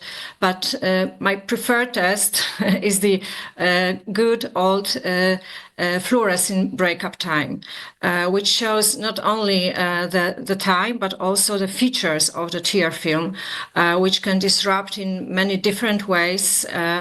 And in my opinion, this is a very short, very cheap test that gives you a lot of information. Is there any role for Schirmer test still? I don't think so. I don't think so. There is any role because the Schirmer test is. It depends what type of Schirmer test you would like to use. But we use the Schirmer test without anesthetic, so you never know if you have caused irritation or not. Is the strip properly set in the eye? So I think it doesn't give you a lot of information really, except cases where you have Sjögren syndrome or something like that patients do not have tears at all, right? Oksana, what do you think about Schirmer test? I also fully support. We don't use it in our practice, and usually we have such automated devices for analysis of ocular surface, and we can in 5-10 minutes to perform all tests. And but also I agree with staining because fluorescein test is quite important, and it will not only give us information about tear break time, but also will help us to evaluate the inflammation in dry eye disease. So we should pay attention to this method and don't forget to perform it because also as dry eye symptoms and complaints are not always equal to the status of the surface. Also, the symptoms of inflammation not always visible, and the staining with fluorescein could help us to define the stage or severity of inflammation in dry eye disease. So we should use it surely. And what is your opinion on mammography? Oh, I like it. I like it. Yeah, and we perform it. Now it's quite popular in our practice, but also it's not always automatically. Not always give us the real situation with meibomian gland status. So yeah, we like it. I like it. I use it for examining. And what about you?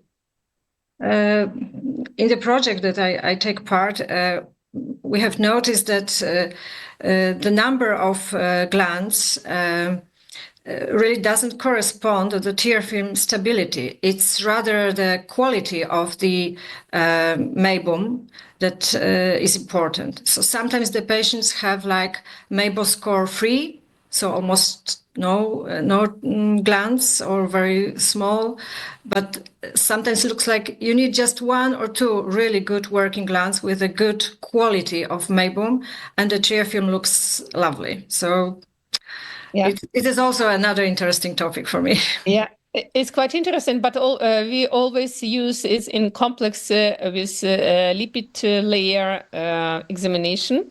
So that's why we can define which patients which type of treatment needs. But you're right, I agree with you. Not always the half of glands means that it will be severe dry eye. Just last question, I mean, regarding dry eye syndrome, what about osmolarity testing?